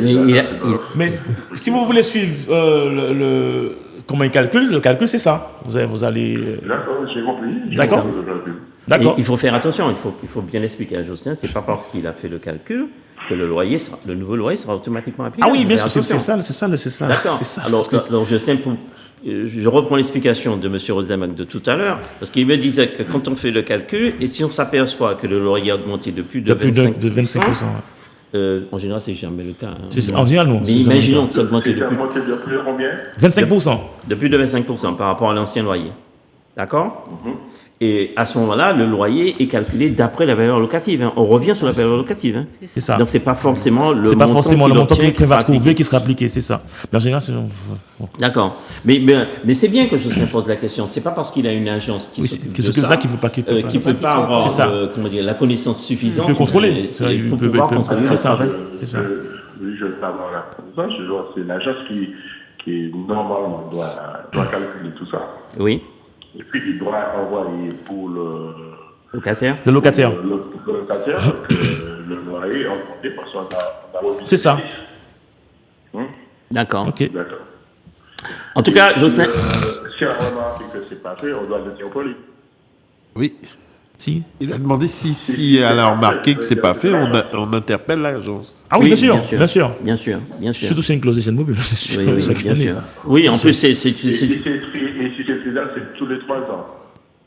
Si c'est triennal. Oui, exact. Enfin, c'est à partir des 3 ans, c'est ça, exactement. C'est ça. Et à chaque fois, il faut que le bailleur demande l'augmentation. Donc, effectivement, il faut que l'agence... il faut de vérifier que l'agence a demandé pour pouvoir faire l'application. C'est ça. Voilà. Si le locataire ne paie pas le nouveau loyer. D'accord, ok, il n'y a pas de problème. Je vous remercie pour le renseignement. C'est nous qui vous remercions de participer à l'émission. Ça me fait extrêmement plaisir. Ça fait extrêmement plaisir également aux experts qui sont sur ce plateau. Ils n'arrêtent pas de me le reprocher. Ils me disent bien souvent, il faut que les gens viennent sur le plateau et participer à l'émission avec nous. Mais vous savez que je vous donne un scoop. La prochaine fois, je souhaite que nous ayons des invités sources. Oui, je suis en train de dire que la prochaine fois, je souhaite que nous ayons des invités présents avec nos experts sur ce plateau pour parler de ce qui les préoccupe. Donc voilà, merci beaucoup en tout cas, Jocelyn, d'avoir participé à l'émission. Merci. Je vous en prie. Et François Rosemak, spécialiste des baux commerciaux, il n'y a pas une incidence entre le loyer et les dépôts de garantie, il n'y a pas une espèce de corrélation là quelque part? Je peux demander ce que je veux comme dépôt de garantie. Pas forcément une corrélation, non, c'est pas le terme que je vais employer, mais... C'est pas le terme que je vais employer. Je sais que je m'exprime très mal, mais c'est pas grave. Pas dit ça, mais vous me le faites remarquer en plus publiquement. Alors, au contraire des baux d'habitation, pour les baux commerciaux, le dépôt de garantie, le payeur peut demander le montant qu'il veut, ce qu'il veut. Le montant qu'il veut, d'accord, pour le dépôt de garantie. Pour le dépôt de garantie. C'est la fameuse caution que les gens appellent. Ce que les gens appellent caution, voilà. C'est un dépôt de garantie. D'accord. Par contre, la difficulté, enfin, c'est pas une difficulté, mais la précaution à prendre, c'est parce qu'après, à 2 termes de loyer, le bailleur, s'il demande plus de 2 termes de loyer, le dépôt de garantie, comment je peux dire ça, portera intérêt pour le locataire. Au profit du locataire. Sans profit du locataire. Donc le terme, c'est quoi? Le terme, c'est annuel, mensuel? C'est quoi le terme? C'est-à-dire, le terme. Parce que vous me dites... 2 termes de loyer, ça peut être... Parce que vous êtes vicieux. Les deux termes de loyer, ça peut être mensuel ou trimestriel. Il est très malin, notre expert, parce qu'il me dit que le loyer, il préfère entendre parler du loyer annuel. D'accord? Oui, bien sûr. Un terme, c'est 1 an. Non. Alors, c'est pas un an? Non, un terme. Un terme, ça peut être... Je parle de dépôt de garantie. Un terme, c'est un trimestre. Un terme, c'est mensuel. Ça peut être 1 an aussi, mais bon, j'ai quand on d'accord, mais quand vous me dites que le loyer... Quand vous me dites que le loyer... Monsieur l'expert, si vous me dites que le loyer est annuel, c'est que le terme est annuel. Non, je peux me permettre. Je suis mensuel maintenant. Mais non. Ah oui, vous rattrapez, c'est pas ça la question. Oui, j'ai compris. Vous parlez mensuellement. C'est pas... Non, mais c'est intéressant ce que vous dites. Oui, bien sûr. Ce que vous dites, parce que j'ai intérêt à stipuler un loyer annuel dans le bail commercial. C'est beaucoup plus intéressant. C'est beaucoup plus intéressant. Parce qu'au niveau des dépôts de garantie, j'évite cette on évite la difficulté. Exactement. Nous avons un appel. Bonsoir.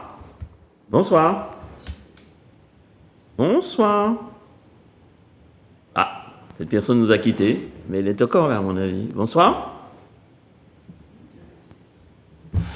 J'entends une voix, mais très loin. Bon. Alors, dépôt de garantie. Donc, si je demande plus de 2 termes de loyer d'avance, c'est ça? C'est ça. Le dépôt de garantie, portera au profit du locataire. D'accord. Donc, je n'ai pas intérêt pour me retrouver dans cette difficulté-là. Alors, quand on dit au profit du locataire, ça veut dire quoi exactement, en fait? C'est-à-dire que tous les intérêts. Donc, vous me dites l'intérêt, c'est quoi le montant de l'intérêt? Alors, le montant, c'est au niveau il faut voir la Banque de France, c'est le montant de l'intérêt, c'est 2,75, je crois. 2,70. Mais ce sont c'est le fameux taux légal, c'est ça? C'est ça, le taux légal. Le taux légal de la Banque de France. On a à peu près ce montant. Là, il va porter intérêt. Et le bailleur sera obligé de séquestrer cette somme-là pour le locataire. D'accord. Alors, je voudrais, puisqu'il nous reste à peu près 5 minutes, je voudrais qu'on dise un mot sur le loyer du bail renouvelé en matière de baux commerciaux. Alors, une première question. Tous les baux commerciaux sont des baux qui entrent dans ce cadre juridique-là, c'est-à-dire la fameuse révision triennale ou bien l'indexation annuelle avec toutes les difficultés que vous avez soulevées ou pas? Il y a les baux dérogatoires.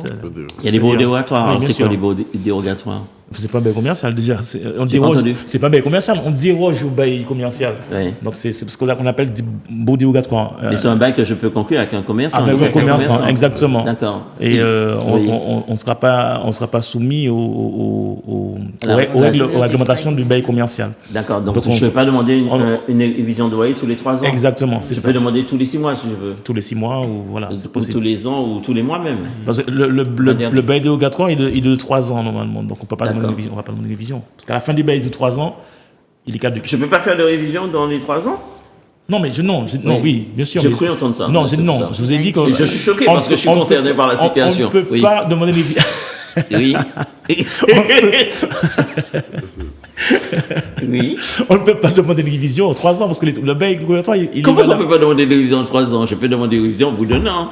Au bout d'un an, mais attends, je disais qu'on ne pouvait pas demander une révision triennale parce que le bail dérogatoire, il est de 3 ans. C'est ce que je disais. C'est ça. On ne peut pas demander une révision triennale. Parce que figurez-vous que j'ai un locataire commerçant pour lequel j'ai un bail de 3 ans et l'expert est en train de m'expliquer que je ne peux pas demander d'augmentation. Je n'ai pas dit ça. Je suis chagrin. Là, il vient de me dire, il a rectifié. Il a dit qu'il n'a jamais dit ça. Très bien, monsieur l'expert. Alors, le bail renouvelé, j'arrive au terme du fameux bail commercial de 9 ans, là. Oui. D'accord. Et le locataire, je lui propose le renouvellement de son bail. Alors, est-ce que le loyer, comment ça se calcule le loyer du nouveau bail? Bon, on aura un loyer. Bon, ça. Le bail renouvelé, c'est un bail de 9 ans, oui. Il sera fixé librement par les parties. D'accord? D'accord. Il sera. Alors, je pourrais dire au locataire, à partir du renouvellement, le loyer sera de temps. Sera de temps. Donc, je fixe il sera toujours la valeur locative. On est toujours à la valeur locative. Toujours la valeur locative. Oui. Par contre, si le bail est reconduit tacitement et il dépasse on est sur les 12-13 ans, le bail, par contre, on appellera un loyer déplafonné. Le bailleur pourra demander le prix de loyer qu'il voudra. D'accord. D'accord.